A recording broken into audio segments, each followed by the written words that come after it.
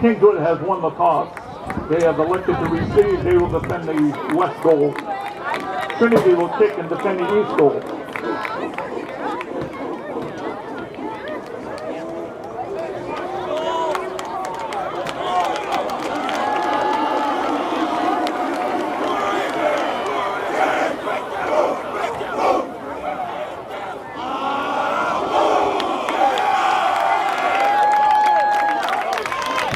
It's Trinity time here on Manchester Public Television. Hello, everyone, and welcome to Division II high school football here on Manchester Public Television, as we have a great game ahead of us here with the Trinity Pioneers at home versus the Kingswood Knights. My name is Kyle Heavey for Manchester Public Television. Along with me, Coach Tom Bazoin. Coach, your first time with a regular season here. You saw the Jamboree, which Trinity played in, but this game has meaning now, and we're excited to see what will happen here. Yeah, they look pretty good in the Jamboree, and, they're ranked pretty highly in the division. And Kingswood is on their way up from struggling for a few years, so, this will be an interesting contest. Both teams 1-0 on the season with big wins last week. Kingswood won 28-0 versus Hollis Brookline, while the Pioneers won 33-10 versus Hanover.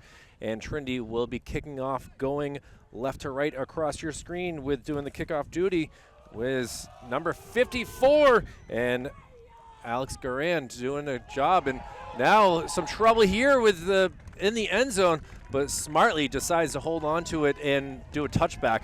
And, that's a good amount of fans here for Trinity, as they were hoping that the mistake could be made there and, an easy field position. But either way, we'll see what the Knights do with a really solid offensive squad here, Buzz. Yeah, and that's, it's a good weapon, having a kid that can kick it that deep. And, if that ball gets anywhere across the plane, it's an automatic touchback. So that kind of carried him back across the plane, where he muffed it a little bit. And we'll see what's going on with Kingswood's offense.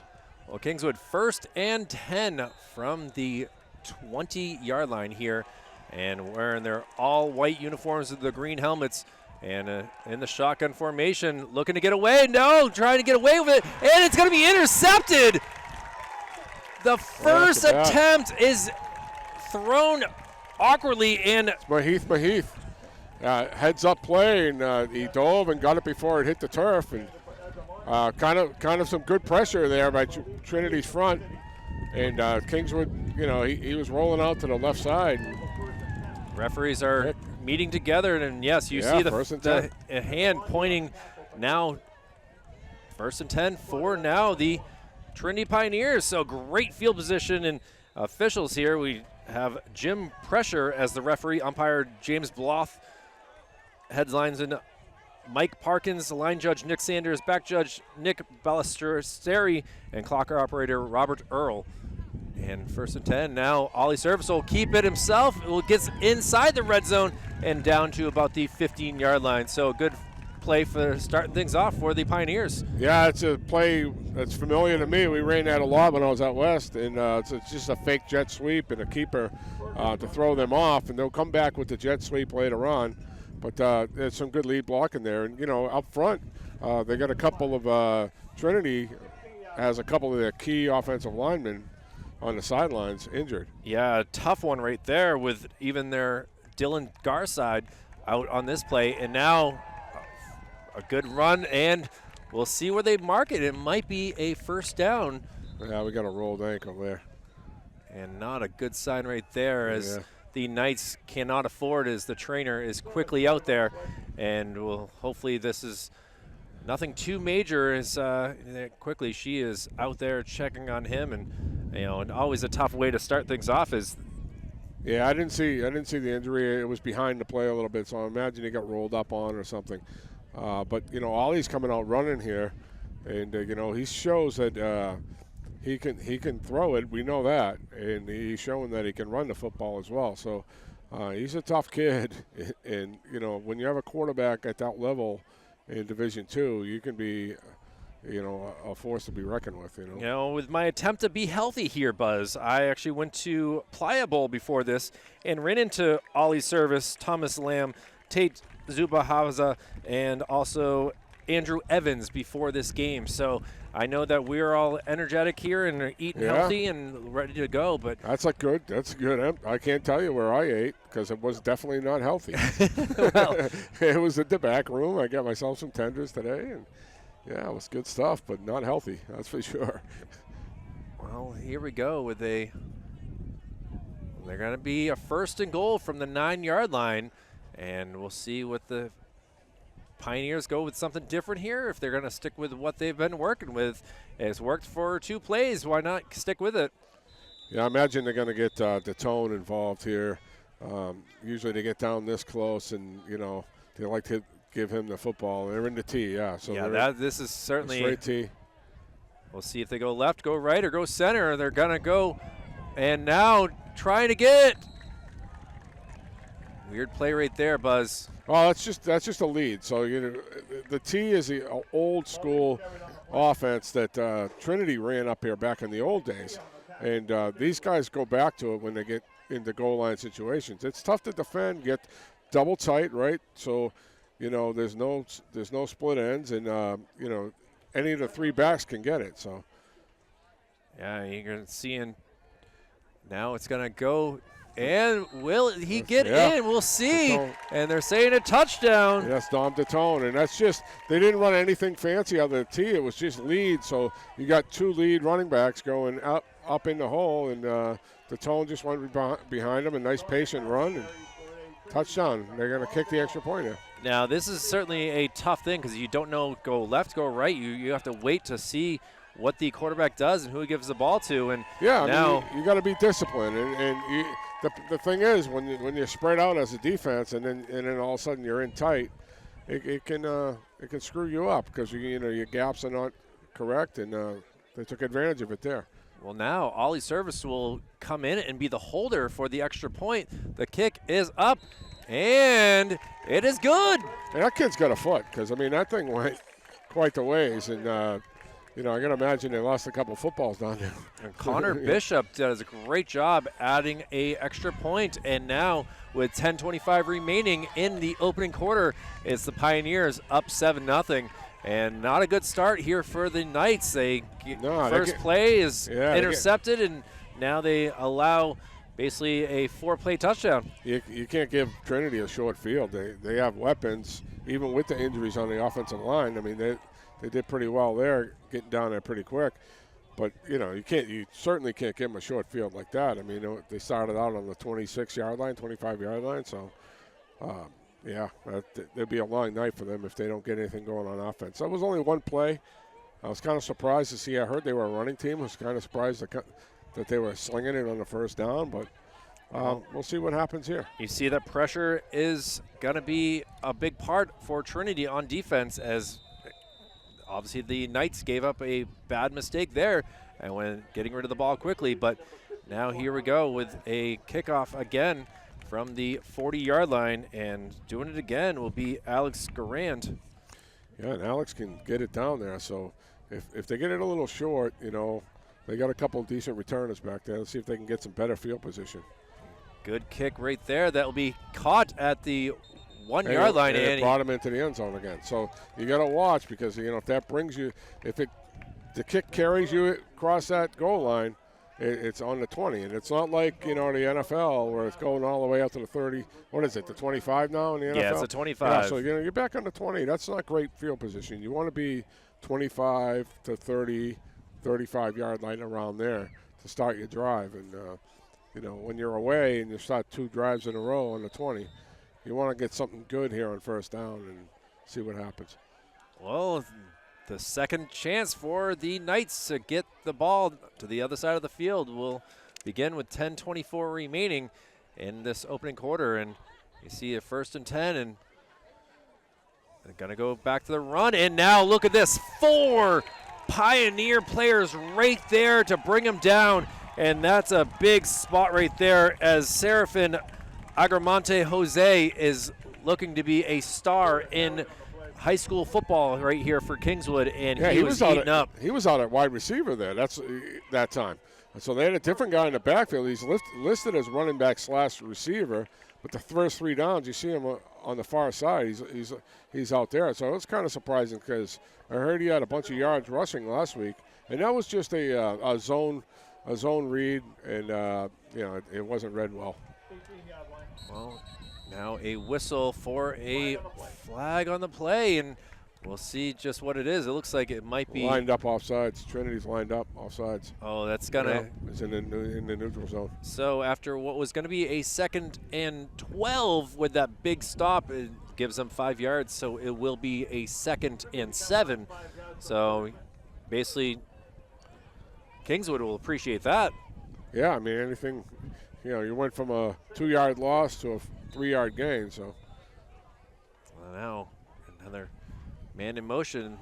Going to hold on to it this time, and he's going to be wrapped up and brought down. A great tackle right there by Jackson Murphy.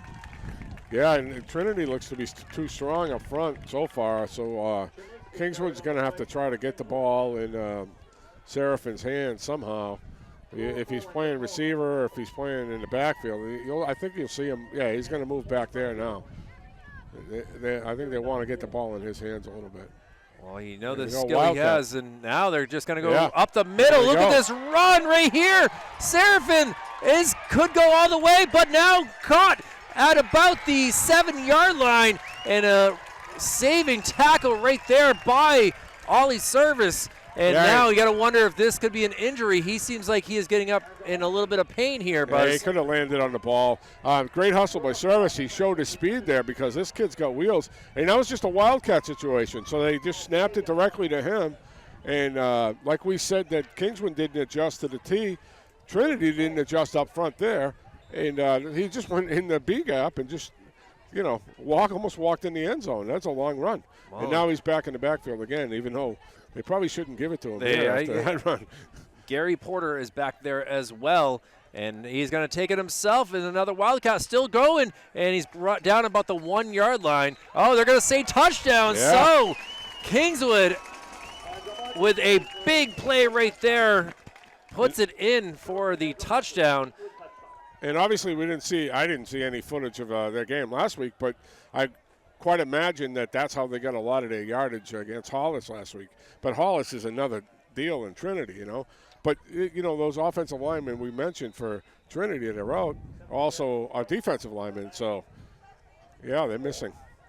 Well, the snap, the kick, and it is through the uprights. And we got a tie ball game with 8:39 remaining in the first as Trinity had the lead, but a big play right there.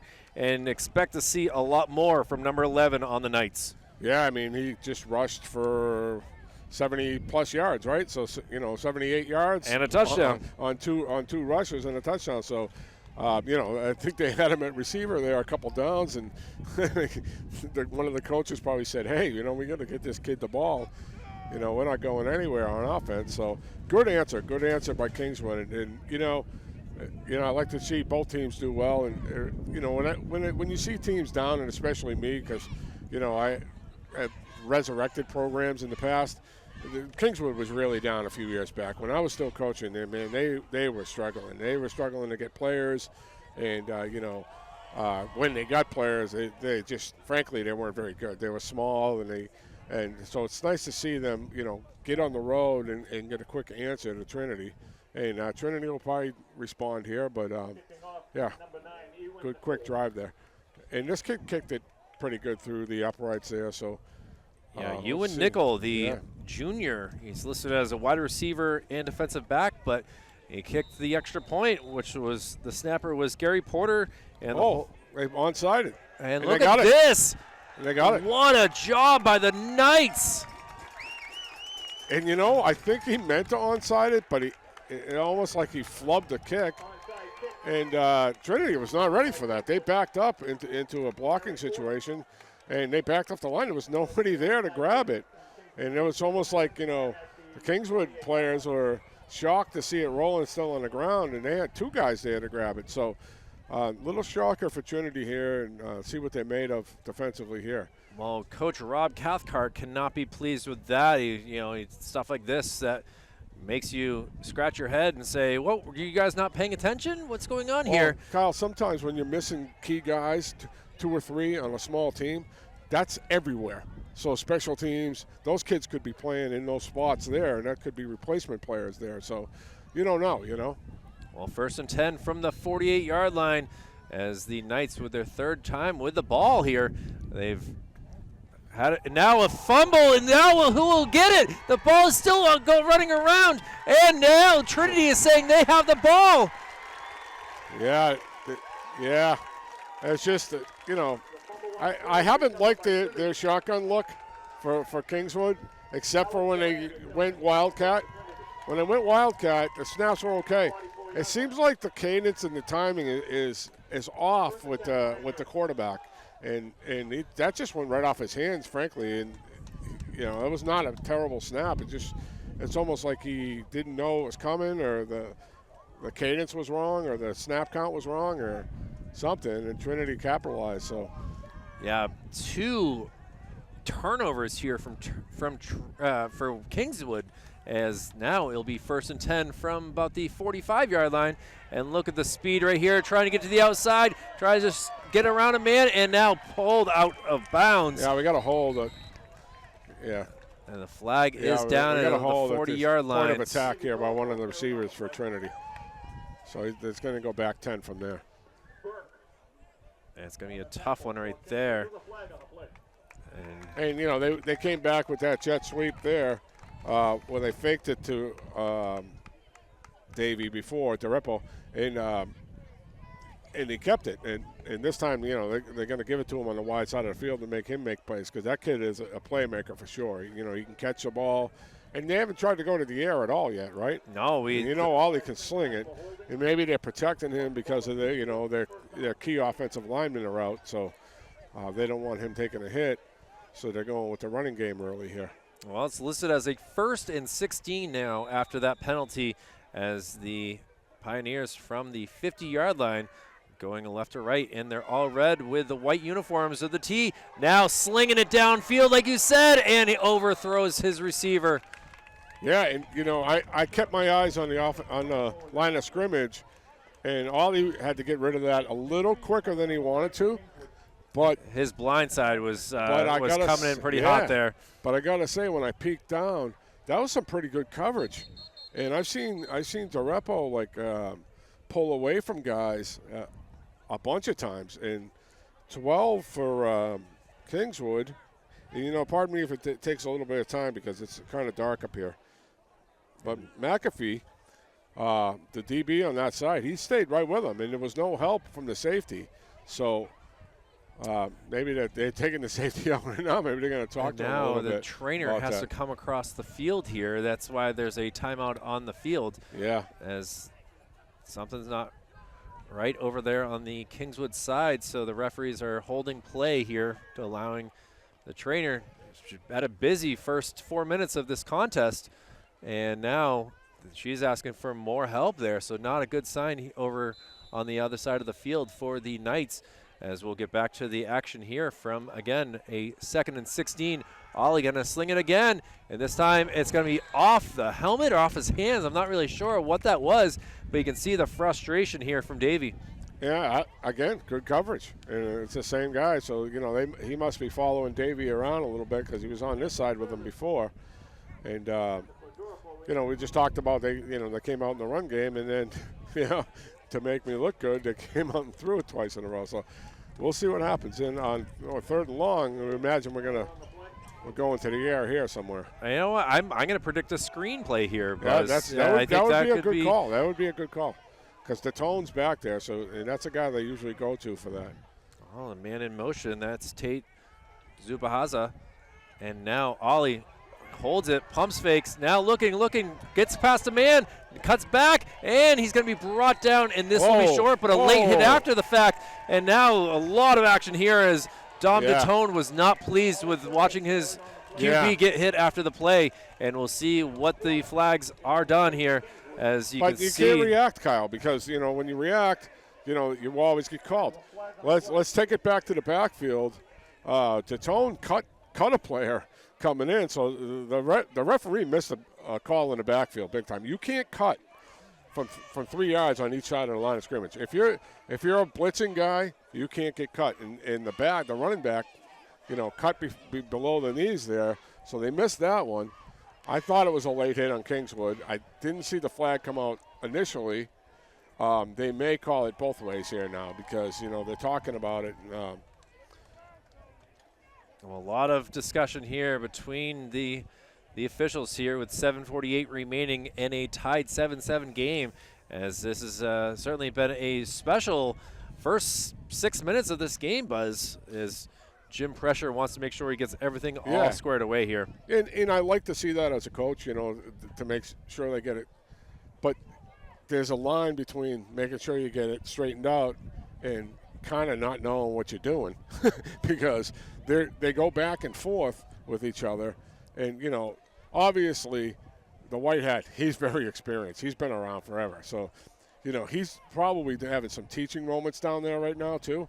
Because, the sideline guys are young, and there's a big age gap, right? Have you seen?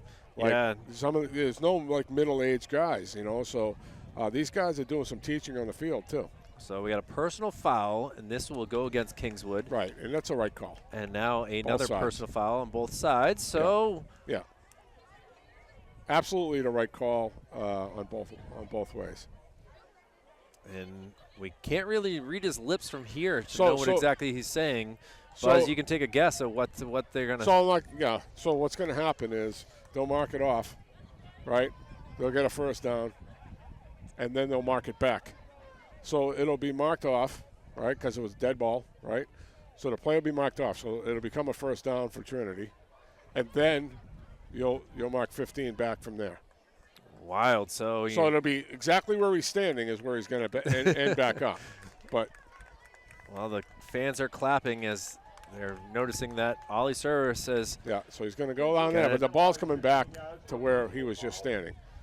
But it'll be first down from there.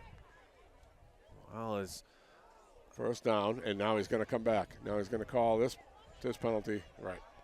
So if there was no reaction time, there was no reaction by DeTone, that's where the ball would have been. It would have been 1st and 10 from there.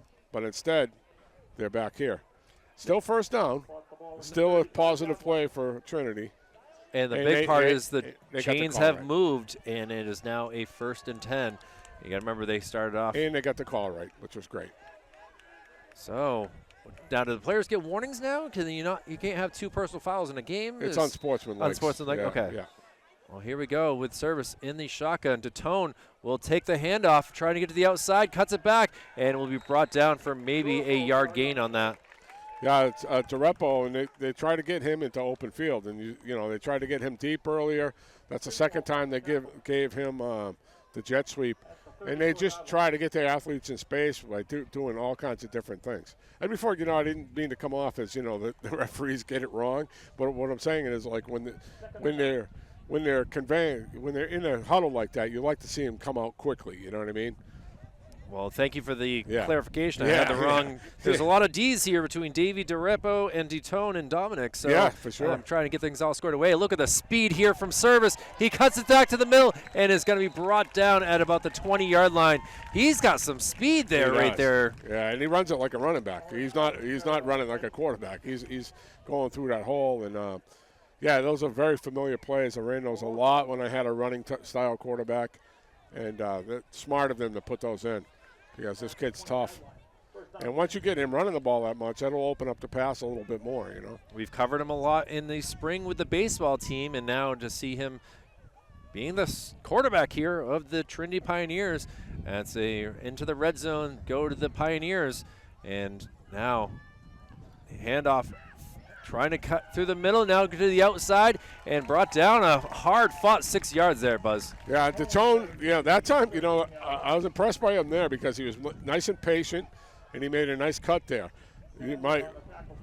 My criticism of him is always and it's not really a criticism, is he looks for contact, right? So, if there's open grass, he's not running to it. He's looking to run somebody over, which is, as a coach, you love. But sometimes, hey, get in the open grass and get in the end zone, Well, Daytona in the backfield again, so we'll see if they go back to it. Man in motion, and now Ollie will take it himself, finds a hole into the end zone. He goes. My, oh my, how he stayed up. His balance is way better than us, Buzz. And now it is a touchdown here in a 13-7 lead. Now trying to get the extra point to make it a 14-point lead. But a heck of a job right there by Ollie Service. And it goes back to twice. 14 points now if they kick it here, if they make it, off of turnovers, right?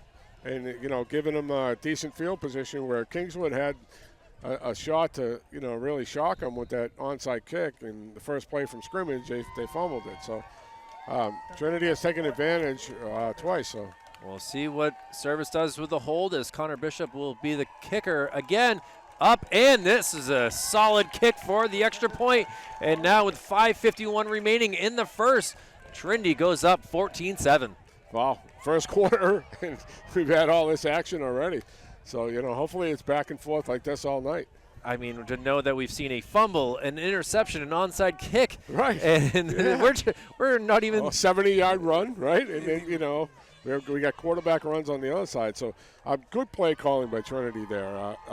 They mixed it up with Datone and DeRepo going wide and Datone inside, and then faking it and then just having Ollie just, finding a hole there. And, give credit to the offensive linemen for Trinity that have obviously are, second string guys, because two of them are hurt and they're both captains. So, they're obviously key members to their team. So, the guys that have stepped up so far, they've looked good. Well, Ben Johnson and Graham Burke will be back deep here for the Knights, as now some special teams trying to make sure that they're ready to go here. And we're seeing JT Mazaku doing the work, I believe it is. And, I hope nothing happened to Agramonte because, he had that long run. Remember, he got up a little bit, slowly on that long run. And he got the touchdown on the next play. But but he has, he's not deep right now, and he's been deep. Trying to find him on the sidelines over there. Hopefully he's not the guy that they have to call the trainer over there for. Yeah, that would be a huge loss for the Knights here, as now we're going to see setting up to kick it is Alex Garand again, the senior. He's listed as an offensive lineman and linebacker, but he has been most prominent as the kicker here so far through the first 6 minutes of this contest. Caught at the 10-yard line, up to the, big tackle right there, brought down, and wow, what looked like a good return, it was immediately abrupted. Yeah, it's good hustle by Trinity. Tackle's a little high, but legal, and they didn't get much better field position there. So interesting to see if Levin comes out here on offense for. I don't know if that was Caleb Metot who made that tackle or not. He was one of the last guys off the field for the special teams. And now, so we are waiting to see what it's in store here for the Knights here, as I see number 21 in Ben Johnson out there, and not number 11 in Serafin Agramonte Jose. Hopefully maybe he's just getting taped up or has a short-term injury, or I do see someone without shoulder pads on over there. Now QB will take it himself and trying to keep his legs chugging, and he's going to be brought down. And that is Nolan Chominski, the sophomore quarterback right there. So expect a lot out of Nolan here from the way things are going. Yeah, and it looks to me like Aramonte has his shoulder pads off on the sidelines, if that's him. Evan Valley. There's a kid over there with no shirt on, so And he looks to me like that could be it. Maybe they told him, you know, get done. Maybe it could have been a shoulder or something, you know, I don't know. Well, we'll hopefully get some information about that further into the contest here, but a 2nd and 6, and now, gets out of the tackle. Now surrounded by red, and he's going to be brought down. What could have been a loss, at least he got back to the line of scrimmage, and that's Gary Porter doing a good job keeping his legs going. And not a bad run there. It was a decent run. It was Gary Porter on the run, and you know, he was kind of caught in the backfield, and he kept his legs moving and got a couple yards out of it. So, you know, 3rd and 4 is pretty manageable. But, again, without their key player, that makes things very difficult, you know. Graham Burke comes off and comes back in is Ben Johnson. And now we'll see it's a 3rd and 4 here for the Kingswood Knights, down 7, 4:10 to go in this opening quarter. Got a man in motion again. That's Devin Perkins. And got to hold on to it this time. And, he gets absolutely demolished here. Got rid of the ball, and now we're going to see if he is okay. Yeah. Love the sportsmanship to make sure he's okay, but you can see he is walking a little gingerly as Nolan. And it's Malik came in there off the edge, flying in. And it was supposed to be a play that was designed to, you know, throw Trinity off, but Malik wasn't having any part of it. That was one of the better hits we've seen this year on a quarterback, so hopefully he's okay. Oh, for sure. Is now first punt of the game here, Buzz. Weird to say that. 12 guys on the field. And now they're okay. They're okay now. At about the 15-yard line, punt will be going right to left, and this is going to go straight up in the air and drop down at about the 46, 47-yard line. Yeah, it'll be 46.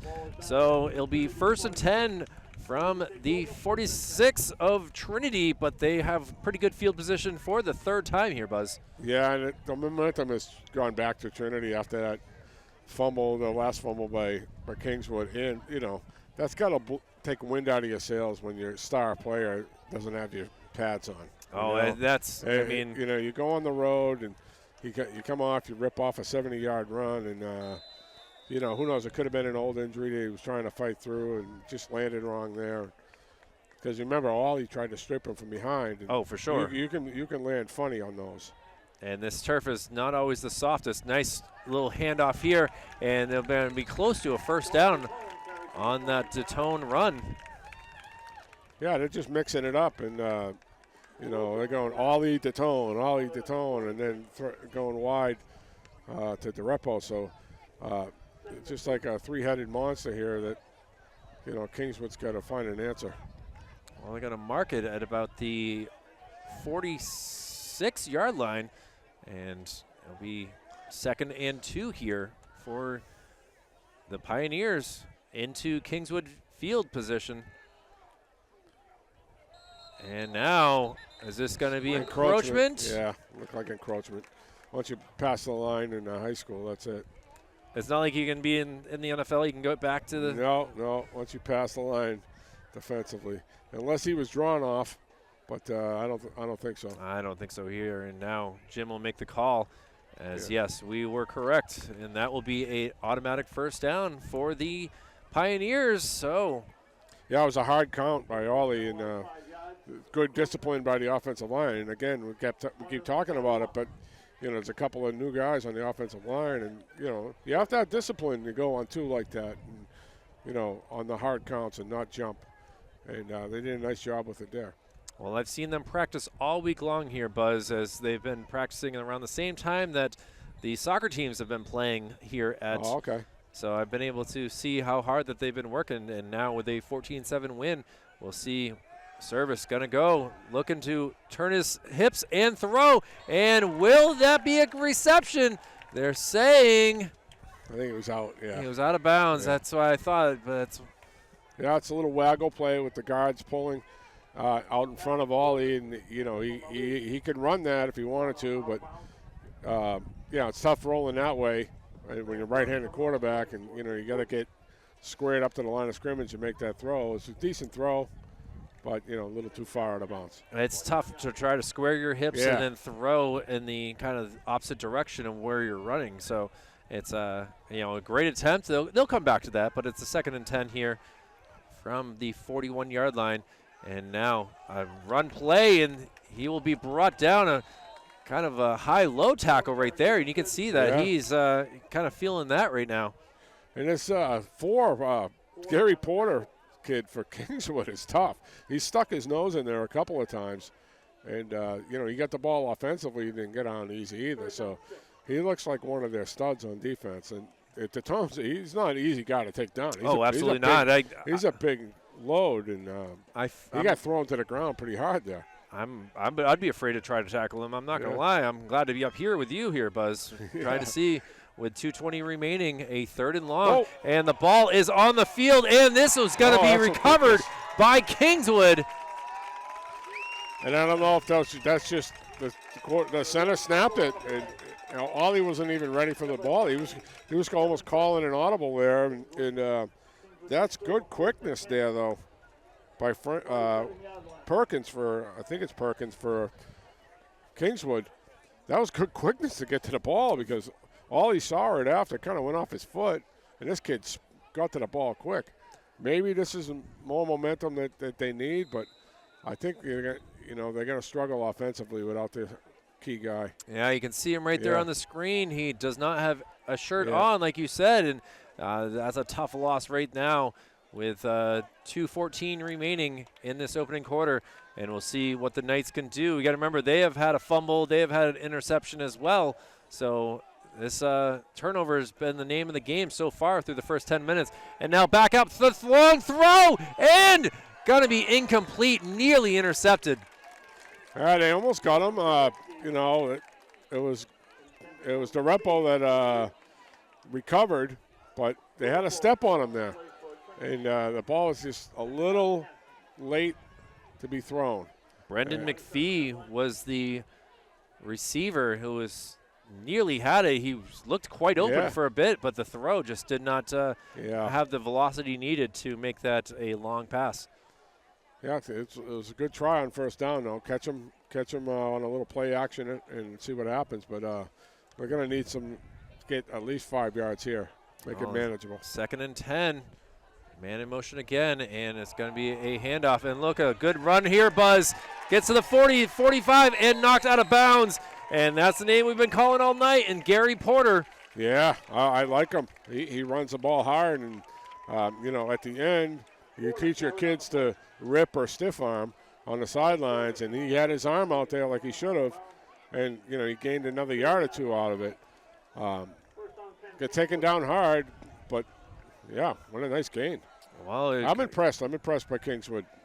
If you saw them, Kyle, a few years back when I was scouting them, when I was out west, frankly, they were a mess. They couldn't even get plays off, and for them to be competing here against one of the top teams in Division II is good.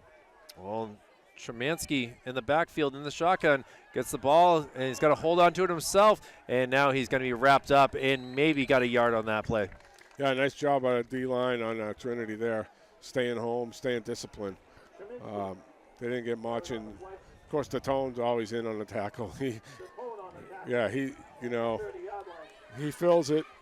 He must have 15 tackles a game. I don't know what his stats are, but we'll have to ask the coaching staff. It would be impressive to hear that, and now we'll see what we got for a 2nd and 10. They did not get the yard like I thought, but again in the shotgun formation as Nolan will get the ball, and Porter to his right, and Porter will get the ball, and he is stood up immediately and brought down for a yard loss right there. Yeah, it doesn't look like they're getting anything in the middle there. They're going to have to get to the edges or, what they call backwards play call, like, on first down, throw the ball, and then run it when they're not expecting it, because anything on an expected run on the inside, Trinity has stood up pretty strong. Easton Valier was called for that tackle, and he gets some love from the coaches here.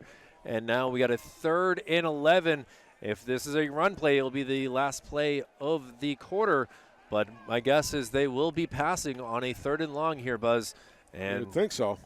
now trying to run for his life, gets past his defender, and now hopefully not an injury as he went down pretty quickly and brought down out of bounds. And yes, he looks like he has rolled his ankle, and this could be a tough loss here for the Pioneers as a whistle that's blown. Leonard, James Leonard, and he just put his foot in the ground, because he was running where the quarterback was instead of where he was going to be, and then he tried to make a cut to come back, which, nice defensive effort, but I think he just rolled his ankle. Hopefully maybe just a cramp, That's what I'm hoping for as well. Sometimes that's the case, and, even though you say hopefully the cramp, you always see the kids struggle throughout the game after that, right? Because, that pain just doesn't go right away. I mean, we saw it in the jamboree, and he is up, and that's a great sign right there. Good. Get him some mustard and pickle juice, and we'll get see him back here in a few minutes.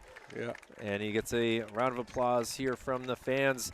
Great turnout here. I see a lot of the younger kids you got here. Cobras kids here. Yeah, the Cobras. They're trying to break the fence, it looks like right now, but it's okay, Yeah. I'm sure that a couple of big guys there for our youth football team. I'm sure Mike Cannell would love that, but here we are with a 4th and 8, and whistles being blown here, and waiting to see what the referee Jim has to say here. And is he doing a Dikembe Mutombo? No, it's a roll the clock. Gotcha. Thank you. On the snap. Yeah.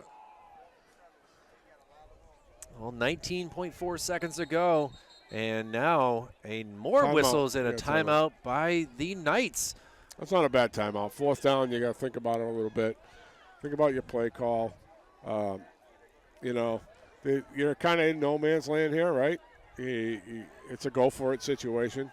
If you have like a pooch punt in your lineup, that might be something you think about here to try to pin Trinity deep in their own end. But, most of the time they're going to bring out their best 3rd down and 8 play and 4th down play. Well, it's obviously a play you work on in practice all week long to make sure that when this situation you know what to do. And it's good to remind everyone to make sure to, block this way, don't let the guy get past you or anything like that. Yeah. And for Kingswood, it's obviously tough. This would be like a 40-yard field goal from this point, and I'm not sure that you and Nickel would have that sort of leg here. Not too many high school kids are going to do that. So again, we'll see if they try to get an encroachment here, getting it from 5 yards. They're going to hand it off to Porter. Porter's going to get to the outside. He's fighting for it, and we'll see where they mark him. He's short, but good effort. And we have a tough angle here, so let's see if the chain gang comes into play. Where he's marking it is closer than I thought it was going to be. I thought it was going to be a yard back, so that's going to be very close. Well, that will be the last play of. Do we have the digital measurement here like the NFL guy? The chain gang. Oh, he's calling it a first without the measurement. And the chain gang's going the opposite way as that was the end of the first quarter. So it will be a 1st and 10 to start the second quarter here between this game of the Knights and the Pioneers. Again, Pioneers leading this 14-7. And Buzz, I know that you have a love-hate relationship with the referees. You might love them some weeks, you might hate them other weeks. Sure. But last Friday night, we did a great game between the Pembroke Academy Spartans and the West Blue Knights, and the head referee was Philip McCarthy. Philip McCarthy has always been a pleasure to work with here with Manchester Public Television and high school football. Unfortunately, on Sunday, while he was doing some games for the Youth Football League of New Hampshire, he became ill and succumbed to a, whether it be a heart attack or diabetes. Not sure of the full intake, but he unfortunately has passed away. And it's a sad thing for the referees. They obviously there's already a shortage as it is, and to now have Phil and it's a big hit. It's a big hit. Yeah. Obviously, we appreciate the work, the hours that they do. And they will have the calling hours for him on Sunday in Milford, where he lived. And, my condolences to his wife, Kathy, his daughter, and his son-in-law, Caitlin and Matt, and the rest of the McCarthy clan as just a shock to see. He, worked in Continental Insurance, Preferred Mutual, and Utica First. He was just a big guy, and now, wish him the best here. Yeah, and, I've had Mac many, many times going back to my early days of coaching. I've been on the field with him tons of times, and, I was shocked to hear that he passed, and the football community stands together all the time when things like this happen, and they had a nice moment of silence before the game for him, and hopefully going forward they remember a guy like that has given so much. Yeah, I mean, he just was told his crew that he just wasn't feeling good, and it's sad that we just saw him last Friday night. Flag on the play, a throw up there, and incomplete pass, but we'll see what this flag brings down here, Buzz. It's going to be an alignment issue on Kingswood. Not enough guys on the line of scrimmage. So, yeah. And yeah. There's one thing I know about this sideline ref is he's not afraid to throw the laundry. Yeah, that was. I mean, he threw that nearly as high as the flagpole. I've talk about love-hate relationships. I've had many discussions with that guy over the years, but it's not a love-hate. It's all a competitive situation. You know what I mean? You get out there on the sidelines, it's a whole nother feeling. Oh, absolutely. And it's a whole nother way, and they understand when you're passionate. You're just passionate about your kids. You're not meaning anything personal to them or anything. Well, here we go with a second down and another pass play, and going to be juggled and dropped for an incomplete pass. I mean, it's good coverage, but it was a nice ball by Kingswood. And now limping off is that wide receiver, number 12. He's been a key, too.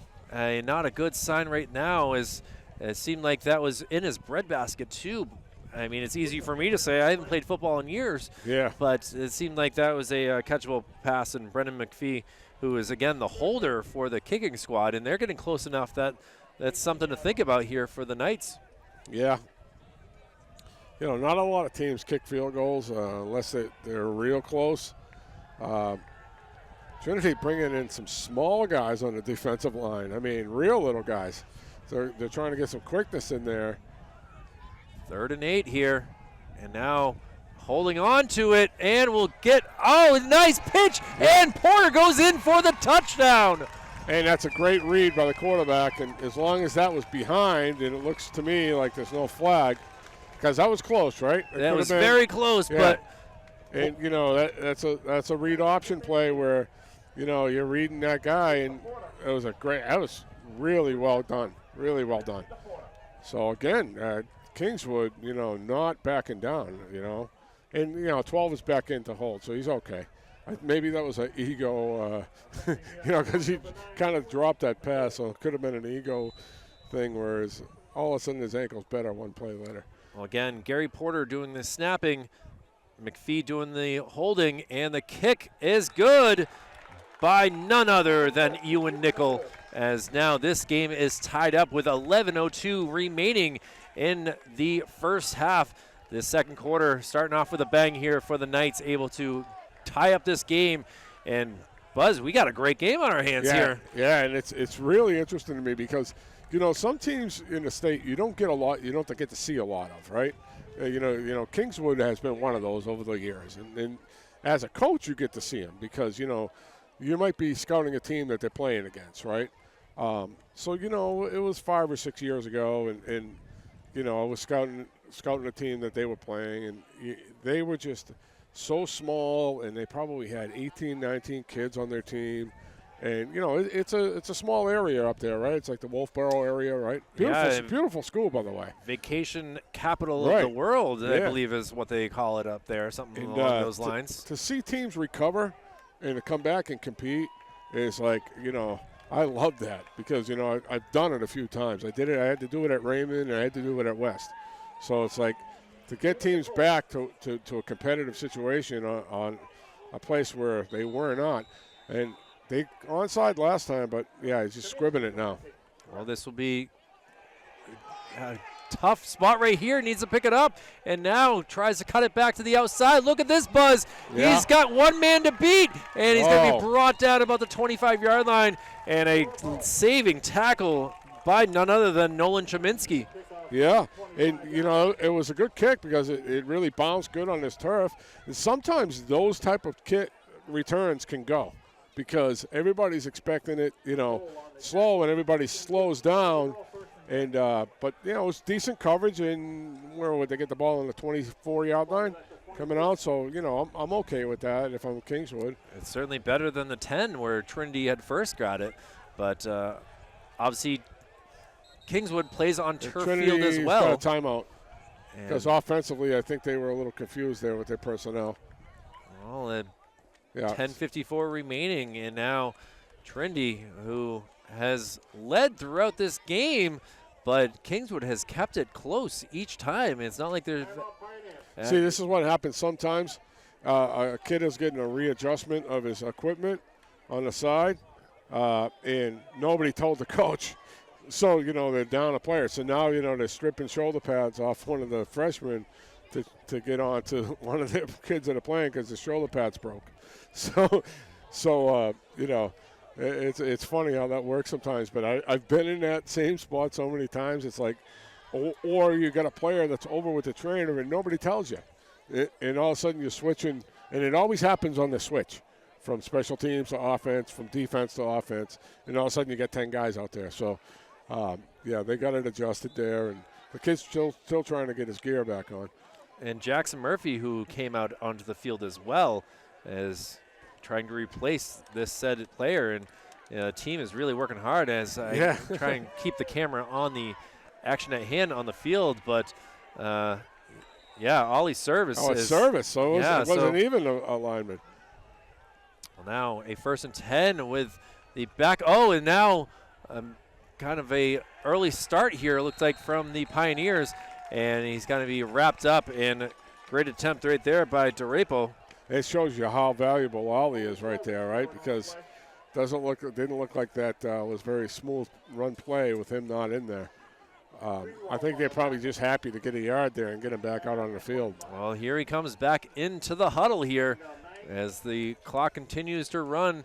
The play did go for a 1-yard gain, so it will be 2nd and 9 here for the Pioneers, going right to left across your screen. Coach Tom Bazzoyne and Kyle Heavey from Manchester Public Television in a tied 14-14 game, and now Service running to the near side is trying to get rid of it, and he's going to be brought out of bounds, and he is going to be taken down kind of late here. I do not see any laundry thrown there, Buzz. So yeah, that was a tough one because I think the tackle started inbounds and they kind of just were falling. So I don't know that was anything, and Trinity staff didn't think so either. But again, him rolling out to the left, right? That's both times when on the rollouts he's rolling out to the opposite side, which he can do. But boy, does it make it a lot more difficult on your quarterback when you're doing that. So. I'd like to see him roll out to his ball side, to the right side, and gun one down. Well, now they have a little bit more room here for sure, as they're going to mark it on the Trinity side of the field. And now we'll see what a 3rd and 3 they will do here. That Service has speed. We'll see if he just takes it himself. He does, and finds a hole and is able to get that 1st down. And that's been a go-to play for them, kind of like when you're going to go when you need the 1st down. And now they're going to go fast. No huddle.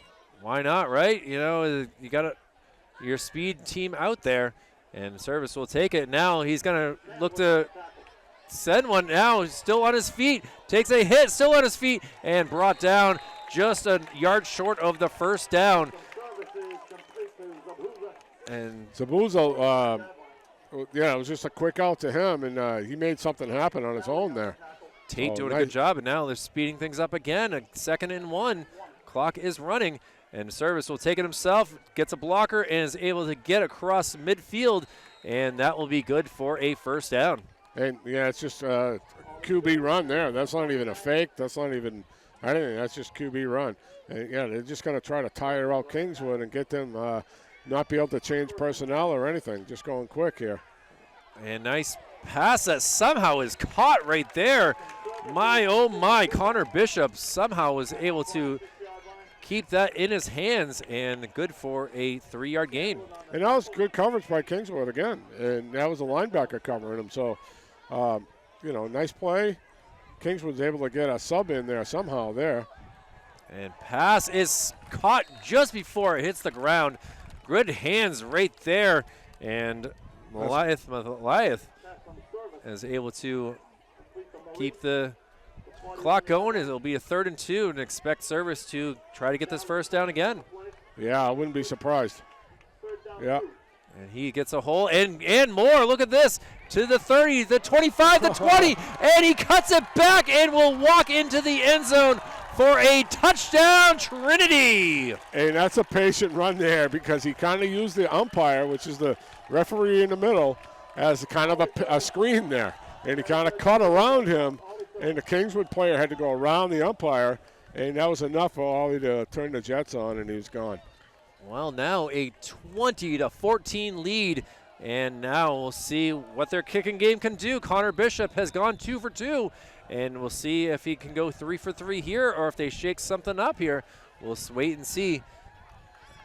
Yeah, he's pretty automatic from here. They were practicing before and the kick is up and through. And now the Pioneers with a 21-14 lead, 8:28 remaining in this second quarter. And both teams with some turnovers, but Trinity has been able to capitalize on each of their offensive drives here, Buzz. Yeah, and they've cruised it down there with Ollie running. 3 out of 4, excuse me. They did have that fumble. Ollie's been doing a lot of the work on the ground. Good thing he got his shoulder pads changed out pretty. That's maybe that pair of shoulder pads first touchdown of the year because they took it off a freshman kid, and they're gonna have to maybe fix his at halftime or something. Yeah, I believe it's number 44 if I'm looking down, who does not have his shoulder pads now, and we'll give that Nolan Ramsey, the freshman, some love here as he deserves some of that credit for that touchdown. You can see him on screen right there, and he is also in a cast, so maybe it's not him, but I've seen players play with a cast, though. Oh, sure. Yeah. Put on the club.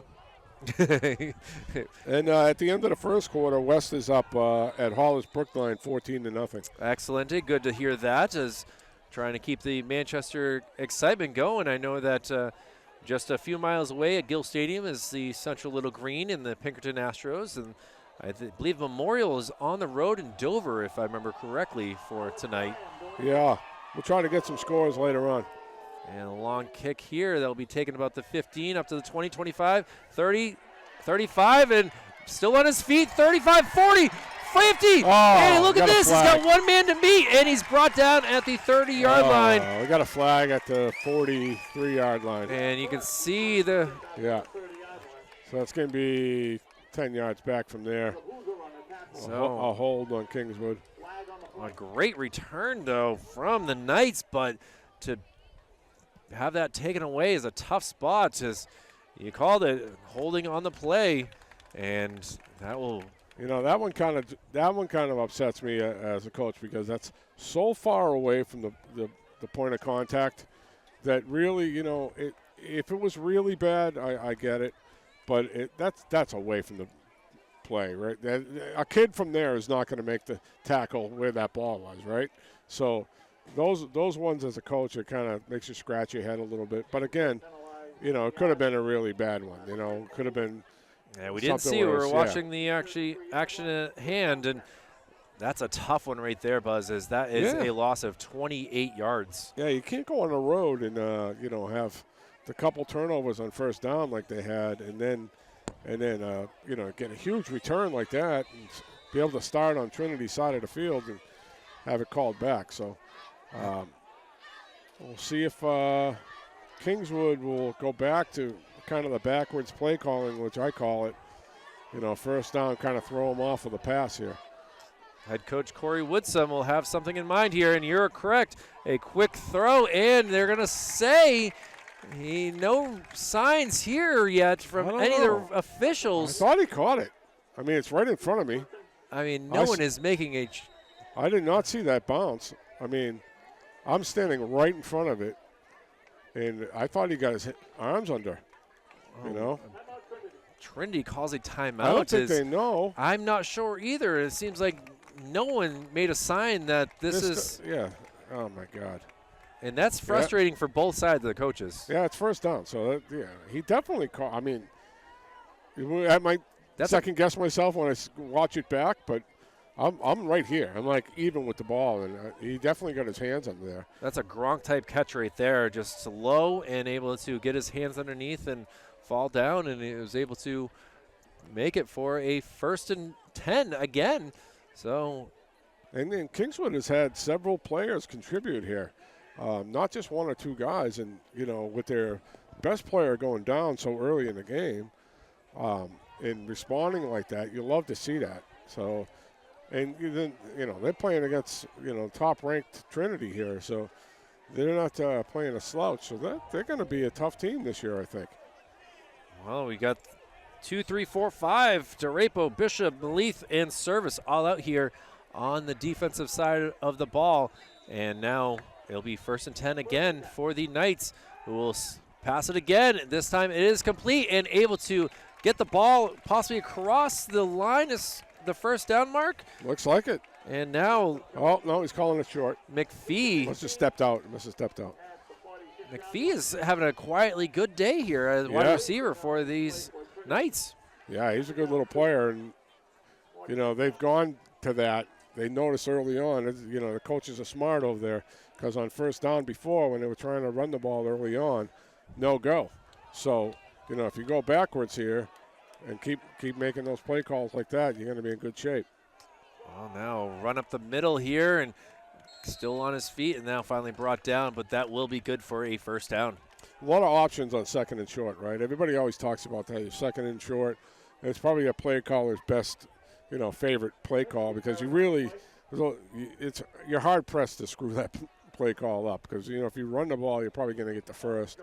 And if you throw it and it's incomplete, then you're 3rd and short anyway. So a good play call there, and we'll see if they keep that up. The great Tommy Amin coming in clutch here, Coach. Tommy. Pinkerton leading 28-0 after late in the 2nd. And Bedford and Nashua South tied at 7-7 after 1 period of play down there. As that's a big game right there with the Bedford and Nashua South. And Nashua South is, a team that I wouldn't call them down the last few years, but they weren't like the force that they have been in the past, and this year they're supposed to be right up there with Bedford and Pinkerton. So they were talking about that in the paper today about how this is a key matchup for South tonight.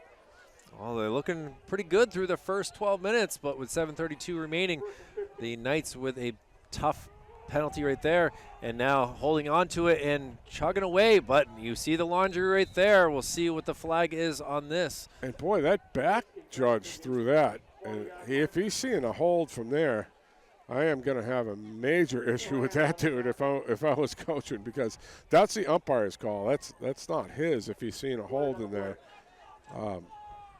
Because he's 15 yards up back behind the play unless it was a face mask. It could have been a face mask, and if that's the case, then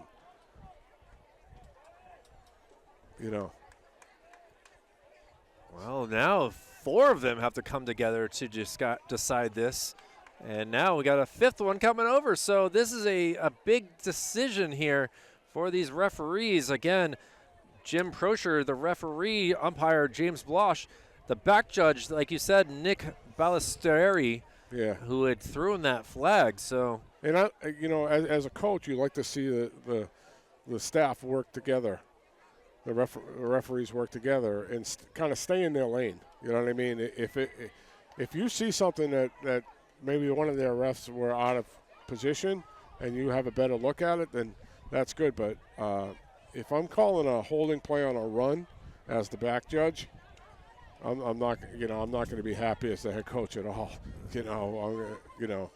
Because he could have seen it one way, but there's the referee, the white hat, behind the play, and there's the umpire that's right on top of the play. And that's what it is. It's a hold on a run play. Oh, boy.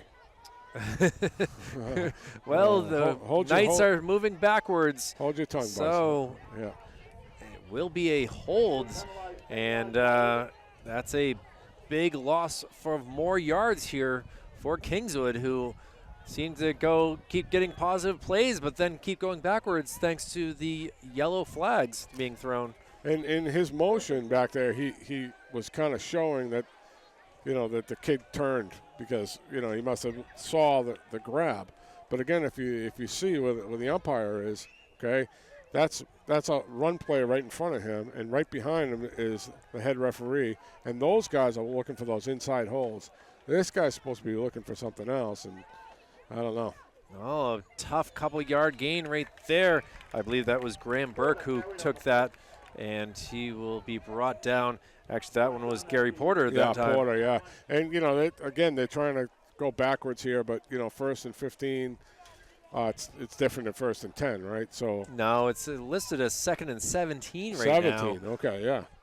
So you didn't really gain anything there, right? Well, no, they're back to the line of scrimmage here, so wonder if they're going to start passing things, and now you're seeing McPhee coming to the near side near us, and we'll see if he gets open here for a couple of yards, as he's been a big target here. But now, maybe miscommunication. Seems like there was two Knights in the same area, and they ran a slant and a hook there, but at the same level. Devin Perkins and Ben Johnson both in the same vicinity. Yeah, that penalty really hurt them there. That was a tough one. And they've had a couple, right? The one on the kick return and then that one were really, really tough. So, this is going to be a tough play call here. I wouldn't go too crazy from Kingswood. I would probably, try something and then punt because, you don't want to turn it over here. Again, a 21-14 Trinity lead, a run up the middle, and he is going to be attacked by the Red Sea of Trinity Pioneers players. And now, as a fan, you might yell and scream about that play, but as a coach, that's a good call because, you're not going to get it all back right there. And, the odds of getting it all back is pretty slim. So, you try to see what happens and see if possibly you could break it, and if not, you punt and try to pin Trinity back. Now, if you just don't kick it to their best player in the air, try to angle this. Brody Keys slow to get up the field for the Knights, so hopefully he'll be okay as he comes off. And now a snap, and the kick is high one, and that will be caught about the 12-yard line. Tries to make some moves, gets past the first man, tries to cut it back to the near side, and it'll be brought down at about the 24-yard line. So with 5:32 remaining, it'll be the Trinity Pioneers who will get the ball again. They have scored on 3 of their 4 drives, and would be great to go into the halftime with a 28-14 lead if they can. Yeah, Kingswood needs a stop here for sure. They got them pinned back. It was a good punt and good coverage. So, now you have to finish it off by getting a stop here on defense. Well, 1st and 10. And they're all red unis with the white helmets, and a handoff here. Trying to get a block, gets a block, tries to make a move, and is going to be taken down. And good for a couple-yard gain, but a tough hit against Davey DeRapo. Yeah, you got kind of clocked there making the block, but that's just setting up Ollie to run the ball more, though. That's all that's doing. And he's going to pass it here and going to the near side, loses his man, gets past a few more, and is brought down at the 41-yard line. Good for a first down. Yeah, and that's a couple of good catches there. And that's Luis Haynes, I thought it. That's Zahuza, 24. So, I'm looking at the wrong. I'm pulling a U right now. And what a fastball right there.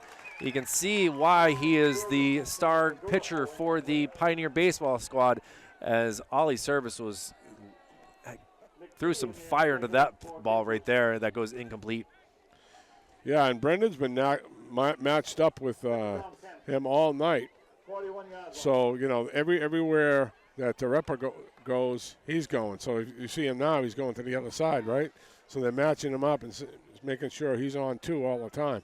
So must be one of their better athletes up at Kingswood, and trying to match up and keep him out of the game.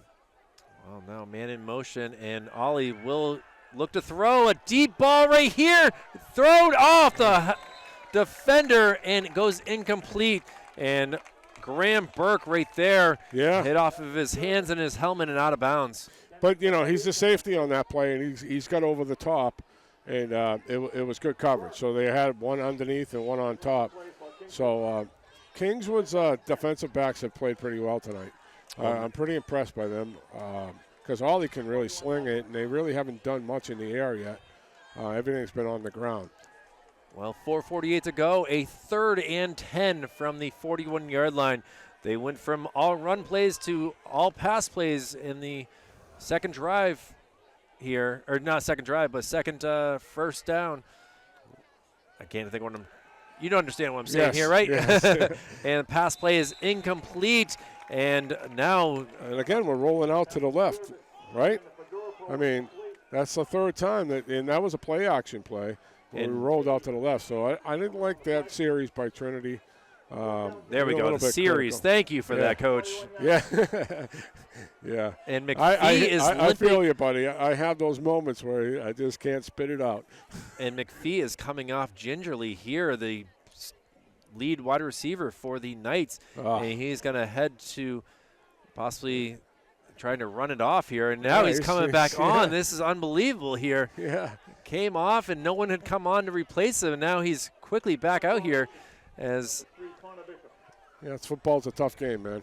Bishop will be the punter here for the Pioneers. Gets the ball and is able to get rid of that end over end and will land. And this will take a Knights bounce and is finally taken at the 30-yard line. That probably went backwards about 8 yards. Yeah, and that can be dangerous because I can bounce back and hit a Kingswood player. And I've seen that happen before in this turf. Well, but that's the stop that they needed, right? I think Trinity helped them a little bit with their play calling there. Yeah, it was it took 50 seconds off the clock. Yeah. So now with 4:34 remaining, and I believe that the Knights have 2 timeouts here remaining. So they have plenty of time to try to tie up this game. Yeah, I mean, 4 minutes, timeouts may not even be a factor here. Trinity will. It's nice to have in your pocket. Trinity will get the ball first in the second half after they kicked it off. But the first play from scrimmage for the Kingswood Knights went for an interception that allowed the Pioneers to take the 7-0 lead. But again, 21-14. And look at that tackle right there.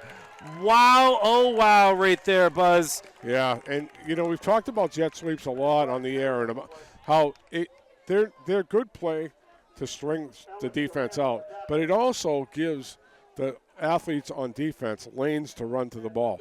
And that was a perfect scenario and a perfect case of that right there. That gave the Trinity athlete, I didn't see who made the Alex play. Garand was there, and that was a big 3-yard loss. Yeah, and he really got to the ball, and he took the right angle, and he practiced that a lot as backers and as defensive backs. So 2nd and 13 now. And going to be a pass play, getting rid of it quick, and it's going to be intercepted. Look at this. He goes down at about the 28-yard line, and a turnover for Kingswood helps the Pioneers get the ball back. And Ollie Service working it on both sides of the field here, Buzz. Yeah, that was good coverage. He wasn't being fooled on that one. And I would have liked to see Kingswood come out with that play on first down because that's how they had success before. Going what I call backwards play calling, right? Which you're calling plays on first down that you would normally call on 3rd and 10, right?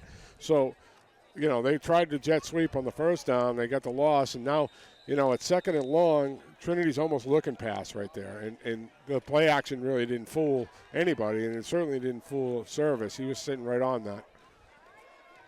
Now, 3:43 remaining, 1st and 10 for the Pioneers at the 29-yard line. And got to be a handoff here. Gets through some Knights and is brought down at about the 21-yard line. Good for about an 8-yard gain. Yeah, and they're going to try to wear them down with the tee now. So now, that's a good weapon that they have here, where they can run a couple of different multiple offenses and, try to get the defense to react to it. And, that's what, they wear them down. That's a 9-yard gain on just a simple handoff. And they're coming with 3 backs again. So. And I want to give some love to Griffin Kitchen, the center lineman for the Pioneers. He's doing a great job. And now look at this handoff that's going to be good for a first down and brought down. Oh, he's hard. He going down hard. And that was a heck of a spin tackle right there. As you can see a little bit of gingerly as Malith. Yeah, Malith, he went down a little awkwardly there, let's say. I mean, that's something my big brother used to do to me as a kid. You're seeing this here, and you can see that he is not enjoying the feeling right now, but 2:45 remaining. It will be a 1st and 10 for the Pioneers inside the red zone at about the 19-yard line as they are trying to double up their lead here. Service under center. Going to be a quick handoff to the fullback, and he gets brought down. And I believe that was Tate who tried to get some yards and just was not able to. Yeah, and that's okay, on first down in the tee. You're mixing it up, so you're going to give it to the inside fullback, and now you might come back the other way to the tone, or, you can have multiple different looks out of the tee. And, they're going to keep doing it as long as it's working. I mean, Service is down low. Now another handoff, and look at it. Got it into at least 3rd gear on that run play. And yes, you called it, Buzz. You're trying to tire them out. It's under 2 minutes now to go, and a 3rd and 3 is what the. Yeah, when you call plays so long, Kyle, you can almost see what the guy's going to call ahead of time. Through my mind, it's I watch a game a little bit differently than maybe most people, but I can see the tee running. We ran it a lot. Now, got to hold on to it. Service gets rid of the ball. The pass is caught for the touchdown. That's a great effort by Ollie because he had definitely had to get that off quick because he had Kingswood. I couldn't see who it was for Kingswood, but he was right in on the play. And that's what the tee can do to you. They'll suck you in. And that was a perfect ball, though. Great catch by Connor Bishop as the fans with the American flag go through the stands here at the Derryfield Park. And now Tommy Amin, who I never knew this until tonight here, is that this field has a name as Connor Bishop gets another point here. And now this is actually Dick Powers Fields. Yes, right. And that was, I don't think originally, and then Dick passed away, and then they named it after him. Tommy will correct me on that because he knows everything to do with Manchester sports. I mean, that guy, give him a stat. He'll tell you who hit the free throw in 1976 to win the state championship. He's a gift for this city for sure, as we appreciate all that he does for all the various sports. And he's actually got some more updates here as Bedford now leads 21-14 at halftime over South. So some scoring late in the second quarter here, and now with $1:21 to go, it is the Pioneers up 28-14 here from Dick Powers Field. We'll start using that more often as I've been here 3 nights this week with covering Trinity soccer, and they girls won 3-0 before this, beating Mascoma Valley, and now we'll see what the Pioneers can do with 1:21. You squib kick this at this point, Buzz, or do you just kick it deep? And I would kick it deep because he kicked it into the end zone twice, right? And, there's no better weapon than that, especially when you got a smaller squad, and a lot of the guys, the starters, are out there all the time. So if you got a guy that can kick it in the end zone and put them at the 20, and I tell them to do it as much as you can, Of course, it can't happen all the time. There's not any wind, really. No, right? Thankfully it's gone away. I know the beginning of this game, it was pretty windy. You could hear it in the microphones. And thankfully it's subsided here. And now the kick from the 40 is straight ahead. And now it will take a bounce into the end zone. So 80 yards to go here for the Knights with $1:21 to go. And Well, their last drive ended in an interception. You know that Ollie Service knows this field quite well, being the QB, so wonder if he's going to look to get another one here. Yeah, it depends on the play calling here. You know, I wouldn't get too crazy at the 20-yard line. Maybe try to get something decent on first down with a short pass, but nothing downfield like they tried before, because you don't want another turnover. Well, WMUR has just arrived in the house at this game, so now we'll see what they have for footage at the 11 o'clock news here. But either way, you're live here on Manchester Public Television, and we're excited to see what the Knights can do here. A couple turnovers have really hurt them this game, and he's going to hold on to it, tries to get past a guy, and what a tackle right there, is able to stay with it, and now make sure that he's okay. He's down on one knee and not want to make sure he is okay, and trying to get a number here. As it looks like it was number 11 here doing the work, and that's Detone, who is was the first to grab him and bring him down, as he was a little bit slower to get up. But now, either way, a 2nd and 8 with under 50 seconds to go. Man in motion. You can know they're going to start possibly passing this, and now trying to get to the outside. And now he's going to be brought down. What a tackle right there by the Pioneers. Yeah, and the Kingswood looking a little gassed right now. Update from Hollis Brookline. West is up 30-0 with 1 minute left in the half. So looks like they got everything under control there. And it's funny how this division has flopped so much. You know, when I first came in, Hollis Brookline won the state championship, and they had a bunch of good years, and Milford as well. And the teams that were up before are down now, and the teams that were down then are up now. So I kind of like it, you know, because you're seeing some different teams coming. That was just a quick screen, and they didn't want to do anything crazy. Connor Bishop is having himself a heck of a 5 minutes here as he makes the tackle that will end the first half, as the Trinity Pioneers with a 28-14 lead. Coach Tom Bezoin. It was a hard-fought 28-14, though. I mean, unbelievable to see what that first quarter brought. And now we'll go to a halftime break here and be back in 12 minutes with the Pioneers looking to return the ball, as Kyle Heavey and Tom Bezoin from Manchester Public Television. It's a pleasure to be with you on this Friday night. We'll be back with more after this. And back here from Dick Powers Field at the Derryfield Park, as Kingswood is kicking things off to start the second half, as the Pioneers leading this game 28-14. Kyle Heavey and Coach Tom Bezoin is still on his feet. Look at this little return here from the Pioneers, as they will get the ball, and a late flag comes into the backfield, and gotta wonder what this might be, action after the play or something here, Buzz. As I don't think it was a hit out of bounds. I mean, what a way to start things off here. It's like a block in the back by Trinity. And the personal foul, you are correct, says after a decent little return, this will dock them 15 yards. And that's that guy's got better vision than I do, because it's the second time he's thrown the flag from 15 yards away. So he obviously saw that block in the back, because he threw that right at the he's given a number now. So Kingswood won the coin toss and elected to receive, but it will be the Pioneers who will start the ball 1st and 10 from the 25-yard line here. Some confusion on Kingswood if they have. Okay, they're good now. Now Pioneers in there all red, going left to right across your screen, as Ollie Service under center, and he'll give a quick handoff to the fullback, who is still getting a few more yards there. And, you know, we kind of saw it to end the first half, and, you know, you might as well you got a 14-point lead, keep tiring out this Kingswood squad. Yeah, they're in the I now rather than the T, and they're going to go quick.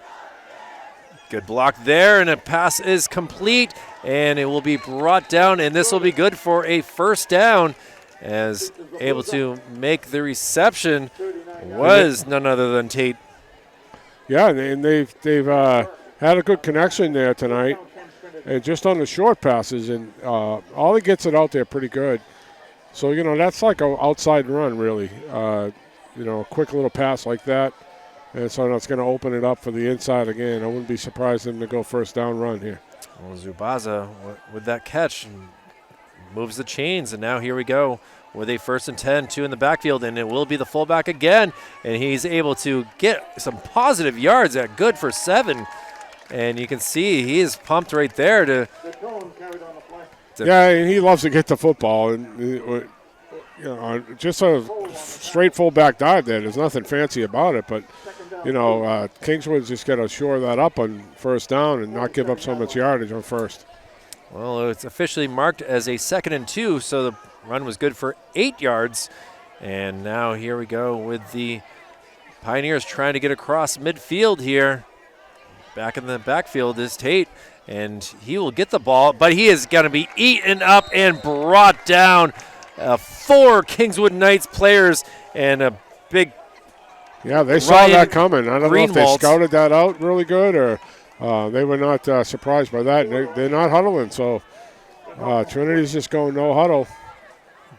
Ryan Greenwald with that big tackle right there. And now Ollie quick to get rid of it. And a nice catch. It reminds me of a Brady Edelman right there. And now still on his feet. Got to be careful and not to lose that ball. Yeah, he cut it back, and that's so sometimes usually you get stripped. But, it's a good little initial move to get the first. And once you get the first, that's it. You don't want to sometimes try to do too much and end up with the ball in the ground. Well, Connor Bishop with that catch. And, boy, that's such a great throw there by Ollie Service at the same time. Arm.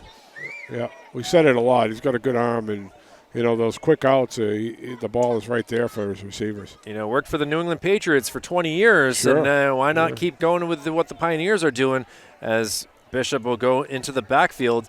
And a 1st and 10, and now encroachment there. And you can see that the Pioneers are pumped for that, as that was worked to perfection. Yeah, they're not doing anything fancy, just a hard count. I mean, they motion in Derryfield into the eye from his wide receiver spot. We saw that in the Jamboree. They were doing it quite a bit. And so they're starting out that with this kind of series. So they're trying to get in a rhythm. Now they got to huddle up. So they may huddle up here on first, and then on second they may go no huddle. So. And I got to say, their offensive line has done a really good job. It's not like Service has been running for his life. No. I think that Genzel Mateo is doing a great job. This number 75 on your screen, the senior offensive lineman. And now a 1st and 5 are the Pioneers, with Bishop going into the backfield again. See if they kind of go for the same thing. And this time it will be a handoff up the middle, and that will be good for a 1st down. And if it ain't broke, don't fix it. And Datone is going to appreciate all these handoffs to the fullback. Yeah, he loves to get it. So, but he's chomping up the yards right now. Now 1st and 10, and a pass play, and this is going to be nearly picked off. And it should have been. I think it was kind of in and out of his hands, and that's one of the few balls that I've seen Ollie throw that wasn't wasn't just for a Trinity player to get. That was kind of into coverage, into double coverage. And again, I'm impressed with Kingswood's defensive backs. Trinity's getting the passes short, but downfield, Kingswood's staying with them. Ben Johnson, the Knights defensive back, will want that pass back for sure, as that could have easily gone for Kingswood. Now a little flip out, trying to get to the outside, tries to cut him some moves, and we're going to get a horse collar. We'll see. No, you got to pull him down. So you can grab that all you want, but you got to pull him down backwards. You got player hurt for Trinity. And that's a misconception on the horse collar in high school. It's either the player has to be pulled down backwards, or being held up by the horse collar and another defensive player finishing the tackle. Those are the two ways you can get the horse collar call. You can grab it and ride the guy down the field all you want, and if you land forward, then it's not a penalty. What do we got for? We got some cramping going on here from the looks of things, as trying to get up on his own power, gets the help from the trainer, and this is going to be a tough one, and that's Tate. That's a receiver, yeah. And that's Zubaza, who is coming off the field with 8:31 remaining in this 3rd quarter, and he looks like he is in some serious pain right now. And Tate's had some good Good catches in the game. And it looks like just a cramp, but, those cramps can hurt, man. And again, we talked about it earlier, sometimes you can't shake them off right away. It takes a little while, and it, causes pain. I don't know if you ever had one of those, but it's not fun. Was it Miles Whiter in the Jamboree from West? Miles. Yeah, he was having some issues, and that was a fun night. Now 2 weeks later, here we are with West with a big lead, Pinkerton with a big lead, and now trying to get some positive yards, still moving, and that it's going to be good for a first down for the Pioneers. This drive is working to perfection so far. You got to remember they started off with a personal foul that brought them backwards, and they are able to keep it 3rd and short each time and get it. Yeah, DeTone's been the workhorse on this drive, so they're taking away from Ollie running, right? Ollie ran in early, and they're saying, okay, we're going to ride DeTone right now and kind of wear these guys down a little bit because, he's not an easy guy to take down, as we said. And now we got another handoff to DeTone, and no, we got a fumble possibly. We're going to see what the officials mark it as. Kingswood definitely got it, but Yep. We got another Pioneer down, and boy, they can't afford too many more injuries here, Buzz, as this is a team that already came in short, and this trainer is getting her money's worth tonight and able to get up on his own power, and you can see his arm does not seem to be in I don't think it's his arm. I think it might be somewhere below the belt. I'll go up to the scoreboard for the time being. With he may have gotten hit in the area that you don't want to get hit, and sometimes a cup is necessary. Yeah. Both teams have to shake that one off. Both teams with multiple turnovers in this contest, Buzz. It hasn't been clean, no. And with 7:39 down 2 scores, it will be Kingswood who will start things off from the 10-yard line. Have to go 90 yards and a run play. Look at this run. Gets up to the 28-yard line and pushed out of bounds. And this is not a good spot right here as there's not much room. Cheerleader got wiped out, and then Gary went into the sidelines. The cheerleader took a big hit. It was coming right at us. You had really no chance to get out of the way there. And that, them being on the sidelines like that is good, but sometimes it can be dangerous when you're at where the play is being, and that's a example of it right there. Wow. I hope she's okay. I can't see. It looked like she popped back up, but she took a good hit there. And DeTone, I'm looking down on the sidelines, seems to be in some pain here as he's trying to get things squared away. He might even have to throw up, it looks like, as he's near the trash, and that's... Yeah. When you get hit in that area, sometimes that is a pain. And now another run play and brought down and able to get some positive yards. And good to see number 15 doing his thing some more, and Nolan Szymanski. Yeah, that was interesting. It's like, dangerous on the sidelines sometimes. Even as a coach, I've been like leg whipped a few times, and if you're mesmerized by the play and you're not really, ready to get out of the way when that ball comes towards the sideline, man, you can get drilled. And there's a couple of times in my career that I was limping for the next week of practice. That's for sure. I can tell you that camera guys actually have the same issue in certain sports as well. But not tonight, as we are high up above the press boxes and tripping and still staying on his feet, and that'll be good for a first down. So the Knights getting things going here on their first possession of the second half as they are almost to midfield. You got to remember, they started at the 10. They're almost up to the 50 here. So good job by Kingswood, who got to get some points on the board here with 6:30 remaining in this third. Yeah, and hopefully they can at least get down and see if they can finish off this drive. And by say hopefully, I like the close games, right? So, the closer the better. That first half was great. It's a 2-score game. If they can make it a 1-score game, we can make it a lot more interesting. Well, in the shotgun formation here, going to hand off the ball and trying to get to the outside. We're getting for some blockers, but he's going to be brought down. A big tackle right there, and able to stop him in his tracks right there. And nothing wrong with Connor Bishop. Again. Yeah, and he gets to the football too. And the problem with that play was both the lead blockers went right by the linebackers and went after the defensive backs and the safeties.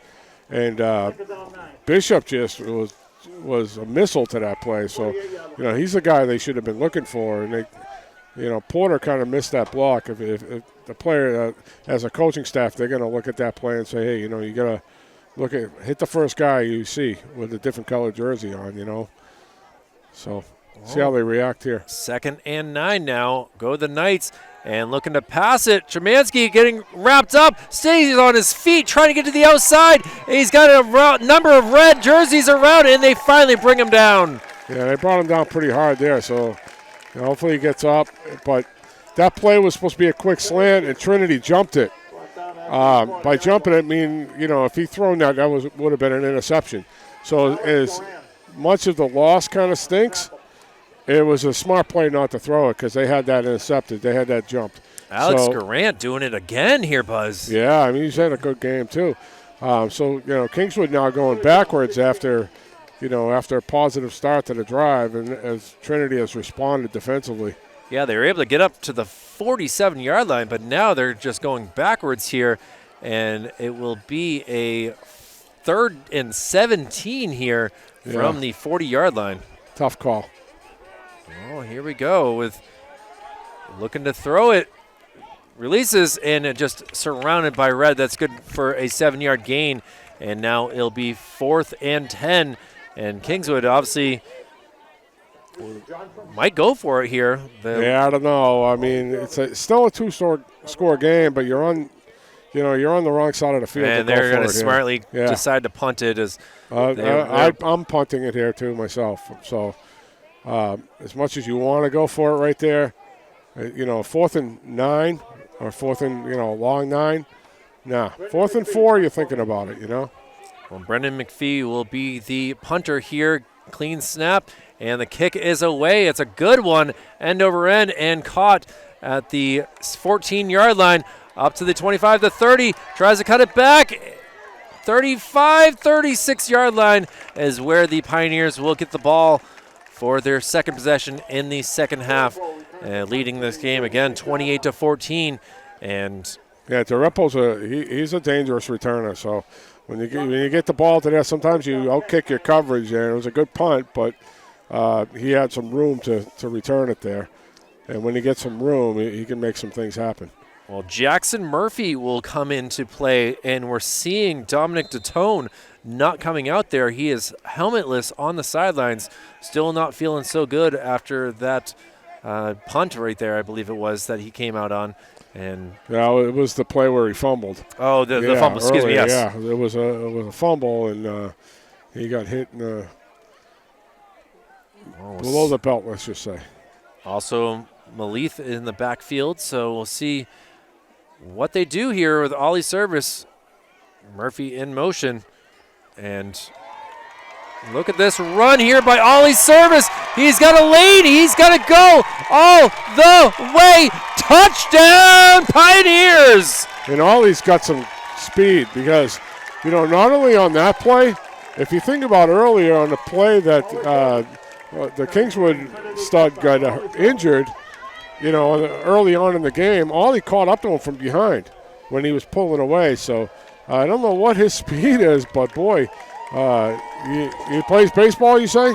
He certainly does. So, I imagine he's a threat on the base paths. For sure, as the Pioneers had a great run into the playoffs last year, made it into the, I believe, the quarterfinals before they were unfortunately knocked out. And now the Pioneers looking very good so far. They scored a total of 33 points in their first win of the year. Now here they are at 34, looking for 35 if Connor Bishop can put this one through the uprights. The snap is a little off. The kick is good. So a 35 to 14 lead here as the Pioneers are loving it at home here on this Friday night. Nice recovery on the hold there because he kind of bobbled the snap at first. I don't know if it was a little low or but that's not an easy thing to do. Everybody takes for granted the hold, but boy, you gotta have talent to do that. And sometimes you don't have a lot of guys that can do it. And I know I've had seasons myself where, my holder gets hurt. It's tough to find a backup in that spot. So very valuable guy, and especially, as the games go on, the extra points can be big, Oh, here we go with the Knights looking to get something going here. Again, a huge loss to their season here, possibly with the loss of Serafin Agramonte Jose, who was out with a shoulder injury after a long run in the first half. And he was able to score on the next play a touchdown, but was not seen for the rest of the game. And now he is in a sling, still shirtless on the other side of the field, as it's starting to get a little bit chilly here, Buzz. My hands are a little bit cold here. It's a change of seasons here, Kyle, right? I mean, kind of quick on me. It's coming quick, but I dressed for it, so we're good. Week 2 of the NHIAA Division II football season. Division 1 as well. We'll be seeing the likes of the Central Little Green and Concord Crimson Tide next week, but we still get to get through the final 15-plus minutes of this contest as a long kick here. It's going to be bouncer, and this could be trouble here. He's going to be held on to, and will be 1st and 10 for the Knights, as having a little bit of trouble right there was Ben Johnson. Yeah, Ben, but it ended up being a good recovery because that's tough. That thing's bouncing all over the place, and he got down on it. Bedford up 34-14 on Nashua South now with 3 minutes left in the game. So looks like Bedford's going to take that one. Well, I know that's a big game in Division 1 likes of things. And obviously we're thinking about the West Blue Knights as well. Yeah, and I'm looking for a memorial score here. I haven't got we got Jacob Schuff with a 42-yard touchdown run for Memorial, and they're up 16-0. I have it 23-0 now, actually. 23-0, even better. Great to see that. That has been an old tweet. And then I see the Pinkerton Astros up 46-0 over the Central Little Green. And a run here from the Knights, good for a positive yards. And you're seeing some frustration on the Knights as he believes that he was held onto. Yeah. And we talked about it at the Jamboree, how tough Central schedule is. Very difficult, You got to go in there against Pinkerton. They're ranked probably in some people's polls #1. And, you're going the defending champs, what else you're can you say? You're going against them on a Friday night. That's tough, And, Central's not the juggernaut they used to be. Everybody knows that. But, they'll hang in there, and they'll have some games they can compete in. We'll look forward to seeing that next week for sure. But, again, a nice stop on defense here for the Pioneers, as really the defensive line has been very strong as well throughout this game. Yeah, anything inside they've handled. Kingswood's been able to get to the edge a couple times with Porter, but inside the A and B gap, they've handled it. And obviously Serafin with that big run, I mean, he's going to be their leading rusher at this point in the game. Yeah. So a 3rd and 2, as Zeke says, he's the PA announcer here for the Trinity Pioneers. Been doing it for many years. Many? Oh, my goodness. I remember that voice when I was a kid, for crying out loud. And now stop here by the Pioneers, we think, but still able to keep going. And nice effort. Kind of looked like he was almost tackled by his own teammate, but Gary Porter, very, very impressed with this kid so far in this game. He's a good player. He was caught in the backfield there, and he kept his feet moving. You love to see that out of a running back. And that was good for a 1st down. The chain gang has moved. And with 90 seconds to go in this 3rd quarter, it seems like this has been a very quick quarter. As compared to the first quarter, right? The first quarter had a lot going on. Yeah, the first quarter in 12 is coming off again. There's been a couple times where he's been hobbled and trying to recover. And coming in, it looks to be number 30 in Bryce Sandlin. And he trying to get on the line of scrimmage here. There we go. Now holding on to it, going to the outside. What a nice surprise run right here. And he's going to be brought down at the 50-yard line. My, oh, my. And that was a play they got yardage on earlier where they pitched it late to Porter. That's a little outside option where you can pitch it downfield, but Porter was in front of him that time, and he's got to stay in a better pitch relationship and stay behind him, like 3 by 3 behind him, so that he could pitch it if he needs to. But quarterback has had some good runs. I can see Kingswood racking off some wins in this division this year. Again, they are 1-0 on the season after their 28-0 win on Hollis Brookline, but West looking to get a win at Hollis Brookline as well. These two teams do not face each other in the regular season, West and Trinity, but they are going to be teams we'll be following. And a long throw here by Chemansky. It's going to be caught, and he's going to possibly able to. Oh, what a saving tackle! Big play right there. We got a flag at the line of scrimmage. And you can see number 75 out here looking at it. He has not moved forward, and it's going to be a penalty against Kingswood. So they got a case where that's not enough guys on the line of scrimmage. If a guy is calling that, if that sideline guy is calling that means the guy wasn't on the line and he was supposed to be, and that's a backup in there because 12 for Kingswood is out, right? And that's where he was playing. So he bring it back up, and he wasn't sure if he was going to be on the line or not. The coach does not like the call, but I mean the side judge is filling him in with what he saw, and I can understand the frustration from the head coach in Corey Woodsum. That's a huge play that. Kingswood is. I'll say it. Kingswood's had some questionable calls against him tonight.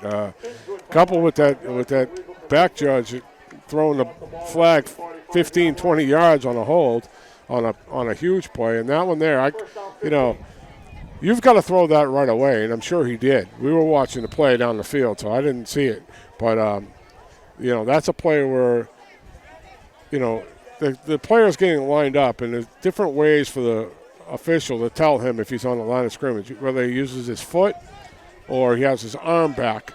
And right now you can see he's on the line of scrimmage there and he's all set.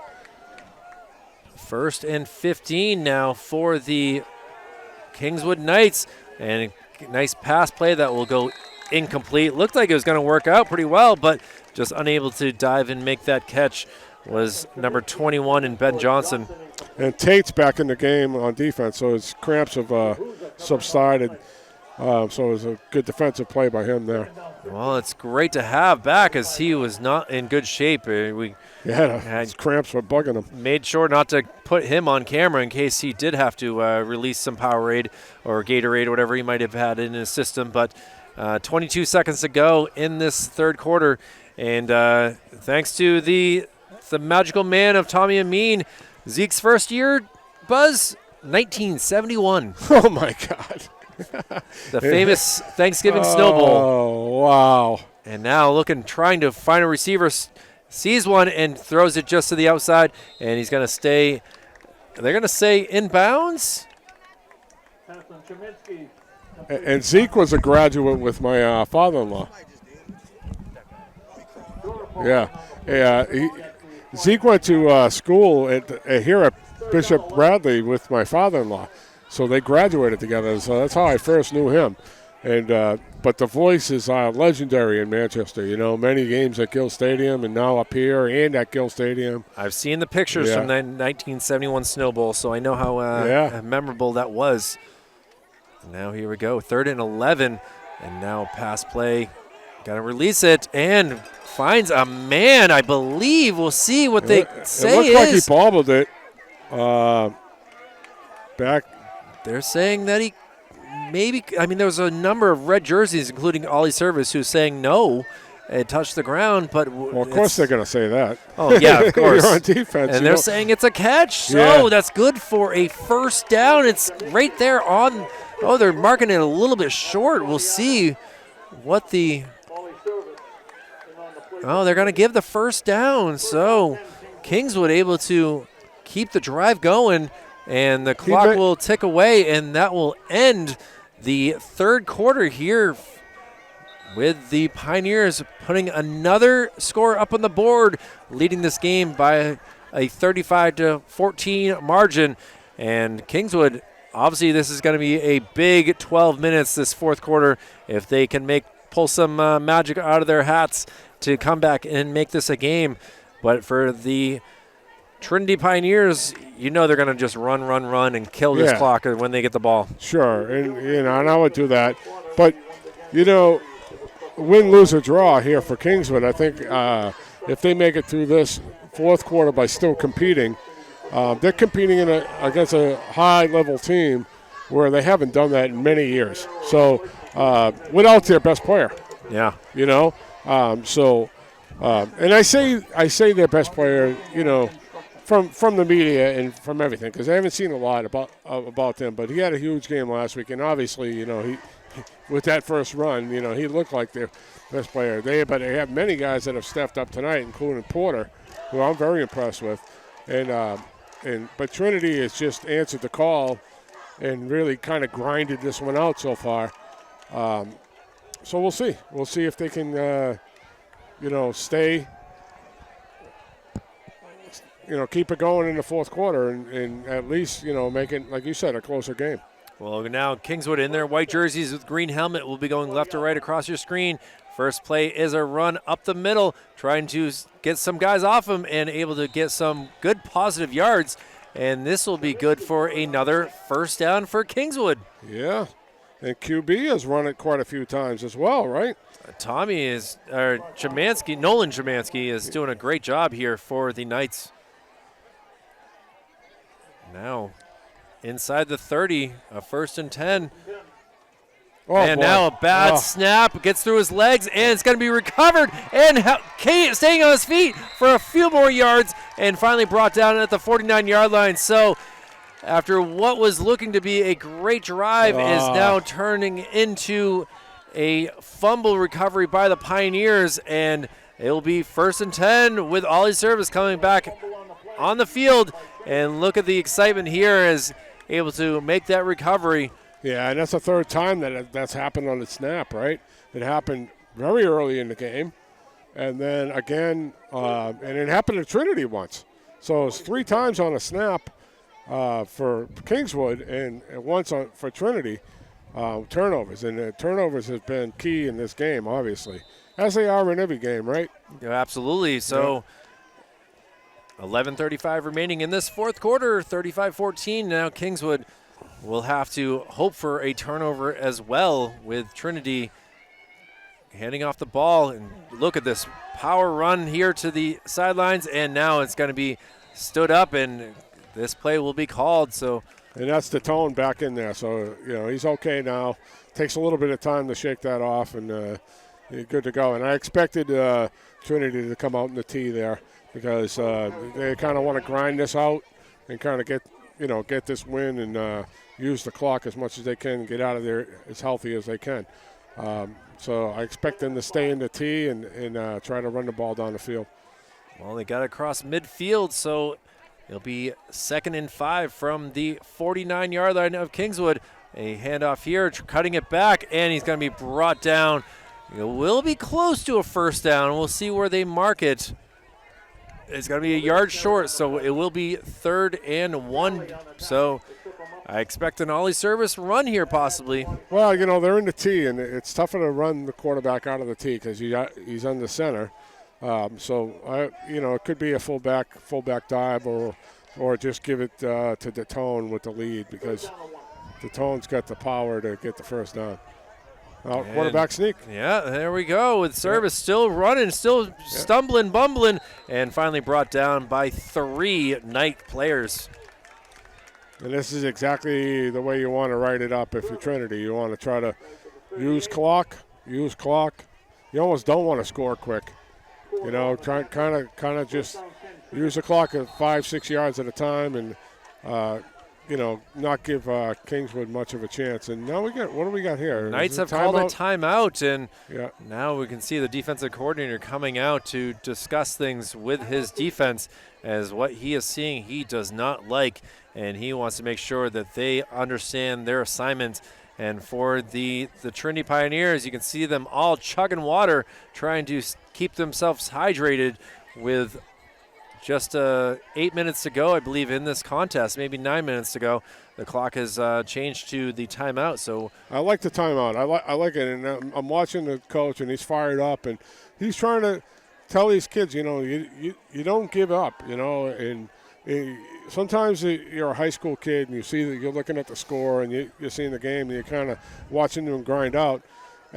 And he's just fired up there, and he's making sure he's got his alignment correct at the same time too, because these guys are in the tee now and not the spread. So, well, Service kind of looks back at his teammates as waiting for the last final seconds of the timeout.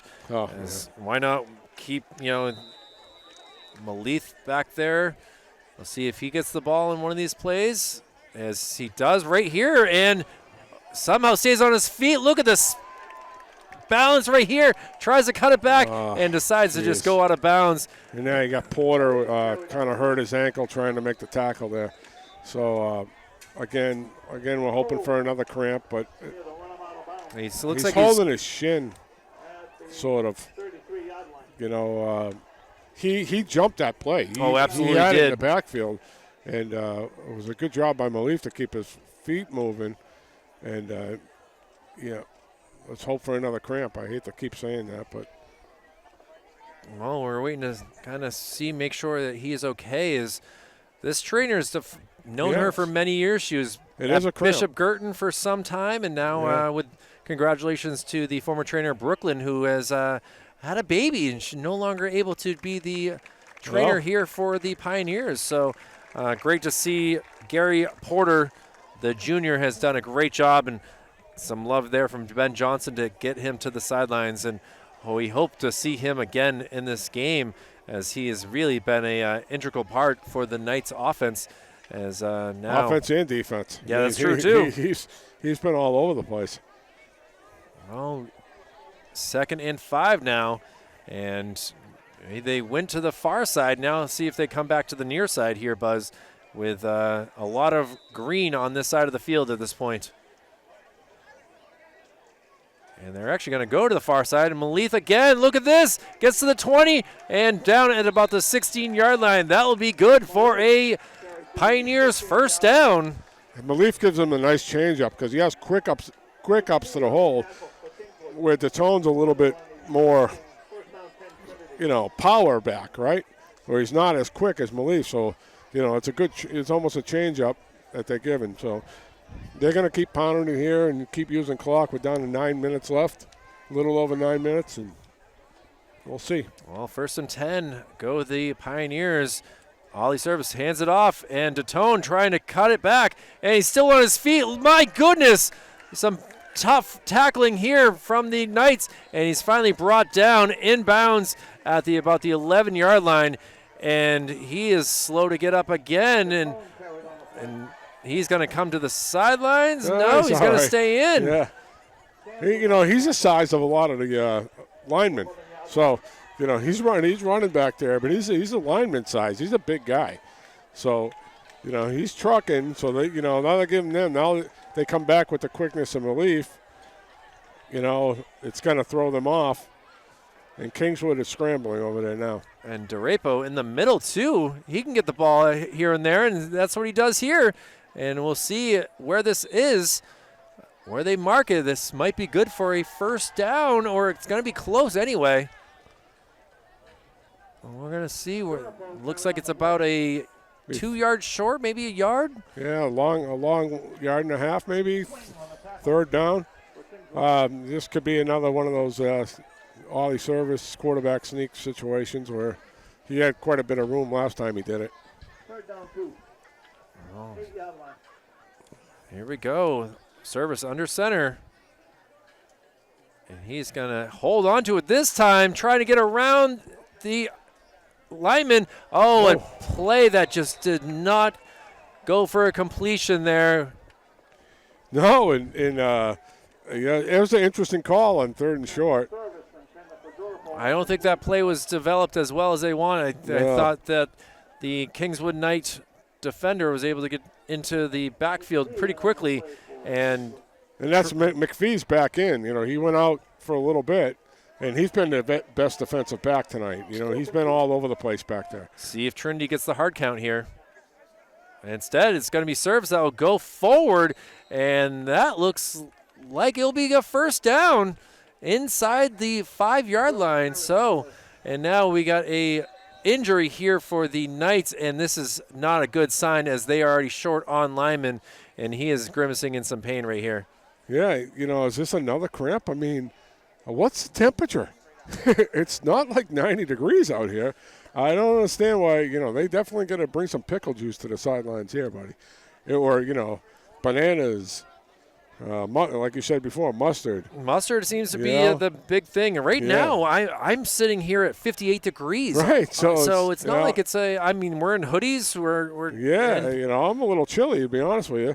And, you know, temperature does not dictate that. It's obviously the way your body is and the hydration of your body. And if you don't hydrate and get your body ready, sometimes this happens. I've had kids over the years I've told over and over to do it, and, you know, never failed. On Friday night, you know, they're limping off the field like this guy. And that's great to see that he is back up on his feet and able to help himself to the sidelines. As you know, scarier than I thought it was, and now you can see that he is going to hopefully be back. I mean, he's already got the knee brace on, so that's what I was afraid of at first. Yeah, it's definitely a cramp, and that's good for him.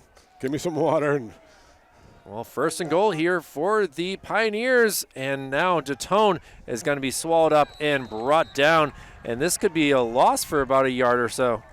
And Kingswood, you know, that timeout by the coach was good. You know, Trinity has gained and got down there to threaten for a touchdown here, but they're not giving it up, right? They're making them earn it. And their inside guys are playing tough, and they're playing right to the end, whether win or lose. And that's going to help them in later games in the season, I think. I don't know what their schedule's like coming up, but, you know, they look like a good team. Well, service under center again. And gives it to Malith. Malith tries to cut it through. Oh, he's still on his feet. Cuts guy man, and he's going to go in for the touchdown. Yeah. My, oh, my. He did a lot of that on his own because that play was designed to go to the right, and he cut it back up inside. And just a nice little run there. And now a 41-14. The numbers are the same backwards. And now we'll see if Bishop can hit the extra point for the 6th time in this game, Buzz, as they've gone 5 for 5 so far. Yeah, he's pretty automatic, which is a really good weapon to have later in the season against closer opponents. That they're going to have some tight games, and you got to make these. And kick is up, and look at that. It probably hit my car the way that it was going, and that will make it a 42-14 lead. 6:51 remaining in this contest. And for the Pioneers, they got to be pleased with the way that they've played through injuries, through cramps, and now looking to go 2-0 here in the last 6:51. Yeah, I mean, they got a really good core of players where they've got a bunch of playmakers, and defensively, they come to play every down. So, with Connor Bishop and DeTone and, the whole gang, they're playing both ways the whole game. So, you wonder why they cramp up. They're out there the entire game. And the same with Kingswood. All their key players are out there a lot. So, again, I've said it ad nauseum that, because I'm so happy to see teams that were so down come and compete. Now, the score may not show it 42-14, but Kingswood has competed tonight, and they've played really well. If it wasn't for their turnovers, it might be a little bit closer. Now, taking nothing away from Trinity because they've capitalized on every turnover, and they've had some great drives, and right down there, they just ran the ball right down the field. So to wrap it up, to basically, put a stamp on it. Well, Ben Johnson as well as number 8, Graham Burke, down back deep here, waiting for the Connor Bishop kick, who has done a great job. Again, you just take his points. That's 6 points, plus he scored a touchdown, so he's up to 12 points in this game himself. For playing fantasy football for high school? Yeah, you're doing pretty well. You're doing well, and now a short kick this time is actually going to be taken at the 25, 26, up to the 30 and taken down at the 35-yard line. And not sure if that's someone that's used to having the ball is Anthony LaRosa. He did a decent job, though. I mean, that's what you want your up guys to do, just catch it and get as much yards as you can without losing the football. And not bad. And it looked like a design kick right there to keep it in bounds. Trinity, I always would expect them to start moving in some subs here. The last thing you want to do with 6 minutes left in the game up this much is to get anybody injured. It's tough to do when you got a small squad all at once, but you can filter them in. Like, okay, you go in for him, you go in for him. But it looks like they get their starting D in there right now. So. Well, now here we go. 1st and 10, 6:42 remaining, and the ball is snapped awkwardly because there's a flag on the play. And we'll see if this is a false start. It is on the Knights. Yeah, it's the center double clutched it. So he picked the ball up off the ground and then, so that's 5 on them. Well, that moves them back a few more yards. So it will be a 1st and 15. And now we got Zeke giving a birthday shout out here. I believe it's one of the cheerleaders' birthdays. They had cupcakes. Hopefully it wasn't the one that got run over. I agree. I know one of them got her braces off today. I was able to get some information before the game about them. They were nice enough to give me some sweet treats. So we appreciate the Trinity Pioneer cheerleaders tonight. Nice. Nothing like a good cupcake. Exactly. So, well, coming off the field for the Pioneers, number 63, and Easton Valier, who's been out there a lot. Yeah, and that's what they should be doing at this point, just kind of filter in some guys one at a time, especially, if you have linemen that are already injured. You don't want to get any more guys injured. So, you put your subs in as much as you can here. Pass play going deep and just off the hands. Only so much that number 21 and Ben Johnson could do. Oh, excuse me, that is actually not Ben Johnson, that's Graham Burke. Yeah, that was a pretty decent ball, only where his player could get it, and Trinity covered it well as well. Well, they'll have a 3rd and 6 here. With, again, 6:30 remaining in this contest. When you get a squad, smaller squads, where you don't have like a second defense, you almost have to call a timeout on defense to get everybody squared up to get subs in there. So you either do that or you just take them out one at a time. Nolan Cheminsky in the shotgun gets the ball, looking, and throws a pass, and it's going to be incomplete. And intended target was Brendan McPhee. And McPhee just looks like he is not at 100% right now. I mean, you kind of discussed it, but yeah, he just that seemed like a timing route, and he just wasn't able to be there on time. Yeah, he's been shaken up a few times tonight. And, a smart move to punt it here, too. And now McPhee has to go back after. Right. Yeah, this is what I'm talking about. You're playing multiple positions. Yeah, they're definitely missing a guy here. Now coming back on late is Cheminsky. So the snap, the kick, it's a end over end, taken at about the 24-yard line, and he is just going to not even try to stress things and knee it down. So yeah, they probably told him to fair catch it there. When he didn't fair catch it, he just took a knee, which is classy move, A, B. You don't want to get the repo hurt on anything like that, right? No, absolutely not. I mean, the game's over, so, I think they're going to try to filter in some guys and maybe run the T here again. And you see some 73 going in there, so he looks like a fresh body. Yeah, I don't have a 73 on this roster, and now he's saying go back. His Ollie service will stay in the game. He almost got it. Well, we'll try to get a 73 for the next time we have this game here at lovely confines of Trinity High School in the Derryfield Park. And yeah, they're looking for another player, and there he comes along lane. Okay. Jacob Schuff from Memorial, amazing fourth quarter with a 90-yard interception return for a touchdown. His third TD in 3 different ways in the quarter. Not surprising. That kid is a stud. And, what a good kid, too. I got to meet him a bit coaching basketball over there. And he is, he's one of their few players on Memorial that play both ways, where it's a difference of, these kids playing the entire game, where, the bigger teams try not to filter their guys in both ways. But Schuff is all over the field. And, yeah, he probably scored 1 on offense, 1 on special teams, and 1 on defense. Yeah, I remember Dion Lewis from the Patriots in the, I believe it was the Houston Texans game in the 2016-2017 Patriots season, had a run for a touchdown, a reception touchdown, and then a kick return for a touchdown, and scored 3 different ways. But obviously Jacob with a 90-yard interception return for a touchdown, that's a special way to score as well.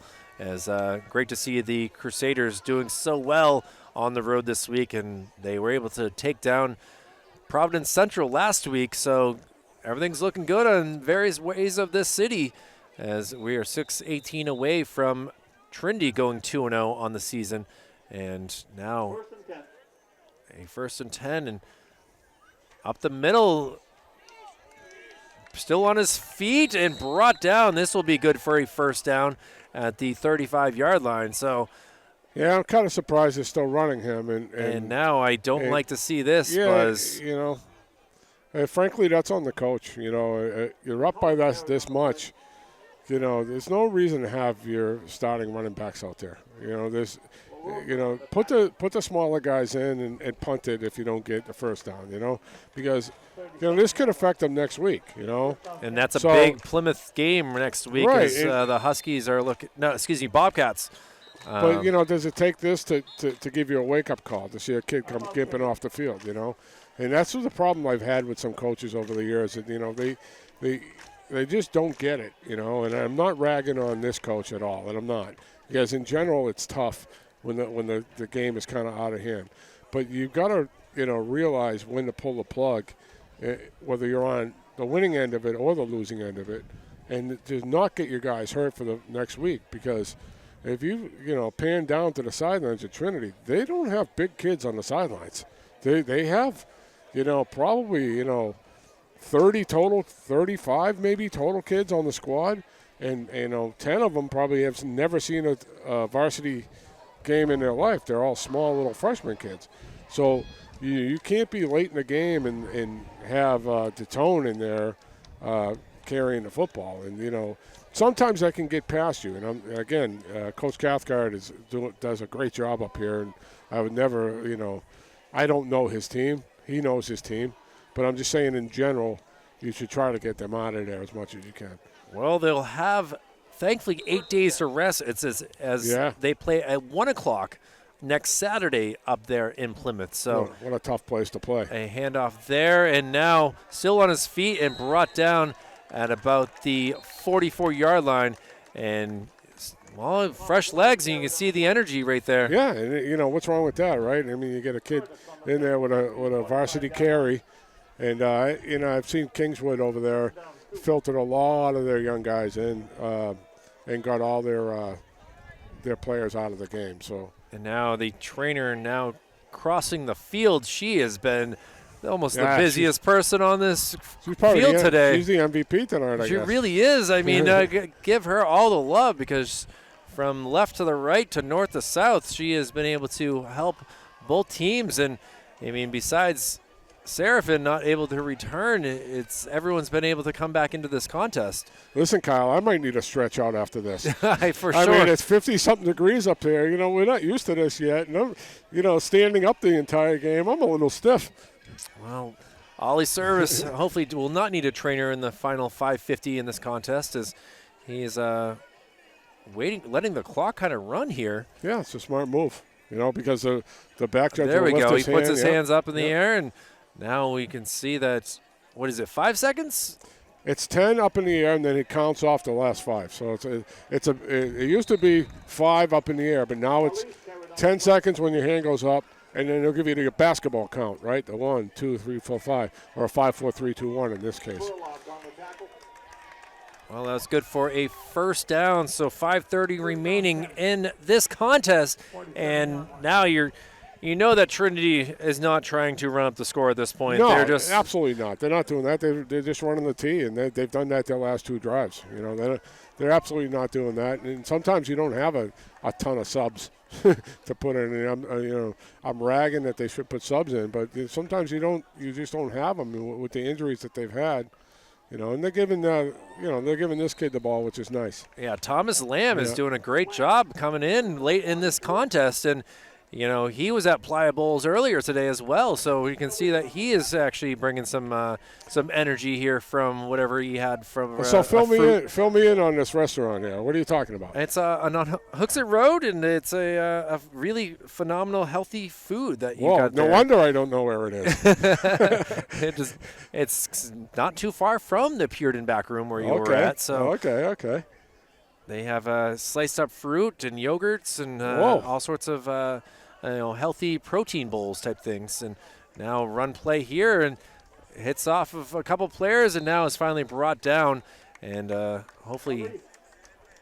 Yeah, and that's another new guy in there. So, now they're filtering them in, which is good. A little late for my taste. I would have liked to come out and start the drive with these guys. So you don't get anybody else hurt. So, but I'm not going to belabor that too much more. And Cam Gordon is out here as well, number 7. There you go. He's playing quarterback. Yeah. We'll look out for Cam doing the work.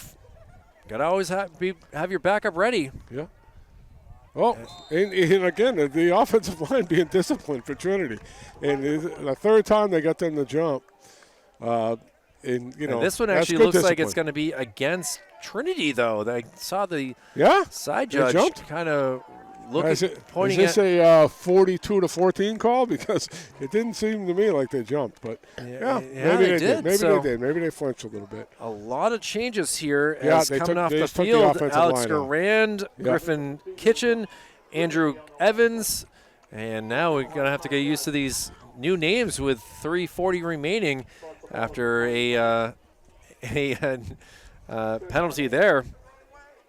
We got Liam Kirchner out there. I'm just going off of what I can see for numbers here, and now we have a timeout for the Pioneers, and still remaining in the game will be Connor Bishop, and looks like they probably don't have a backup tight end. Honestly, at this point with their injuries, that's probably that's what the case is. So you got to keep some of them in there. But I get the timeout. I totally get this because it's tough. You want to get these guys organized. And, give them a chance to shine for the last couple of minutes and make sure they're organized and not, just running random plays out there where they're going to drop the ball and, turn it over. So now they're trying to get some more youthful guys in there and, making sure they have everybody. Yeah, so they're getting Bishop out of there now and telling them, take your stuff off, man. They've done a great job tonight, and they deserve the rest of this game off. He wants to continue playing. Yeah, you can see that he is not too pleased with having to come out of this game, but that's a smart decision. You want to get him as much time as he can to rest up and get prepared for, again, a big game versus the Plymouth Bobcats up there in Plymouth next Saturday. And now here we go with a 3rd and 8, Buzz, with, again, all the backups in play. A pass play, and it's going to be caught. And can he get past this line? Oh, it's going to be close. And they're saying he's going to be short, so it's going to be 4th and about a yard. And good on the young boy for getting the Tyler pass and Gartside. catch. It's good on them, but a little shaky on the little shaky on the sportsmanship because it's kind of a unwritten rule where you run the football at the late stages of the game here. You don't put it up in the air when you're up by this much. But it's also it gives the young guys a chance to throw the ball. So there's 2 ways of looking at it. 4th and 1, and trying to just not hoping to get pushed away, and instead it looks like it's going to be a turnover on downs. as the Knights will get the ball with 2:59 remaining in this contest.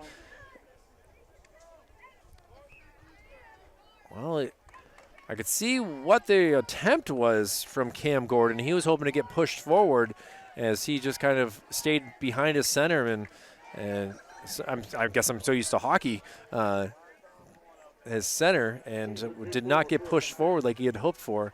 And now see what Kingswood has for offense out here. And the thing is when now you change from offense to defense, so now you got all your starters back in there again. So, they'll be able to filter them back out, but that's the way you have to filter them out, You got to go off of what you practiced all week. And this is not a sportsmanship thing by Trinity here. It's not like they're trying to get the guys out one or two at a time. You'll see it every down. You'll see a couple of guys come off. Well, here we go again. Trinity leading this game 42-14, 28-point lead in the last 3 minutes of this contest. And now Kingswood with a running play, and he's going to be held up at about the 41-yard line, good for about a 2-yard gain. And Kingswood's got their JV offense in there, so that's good. They got mostly subs and all different quarterback, different running backs.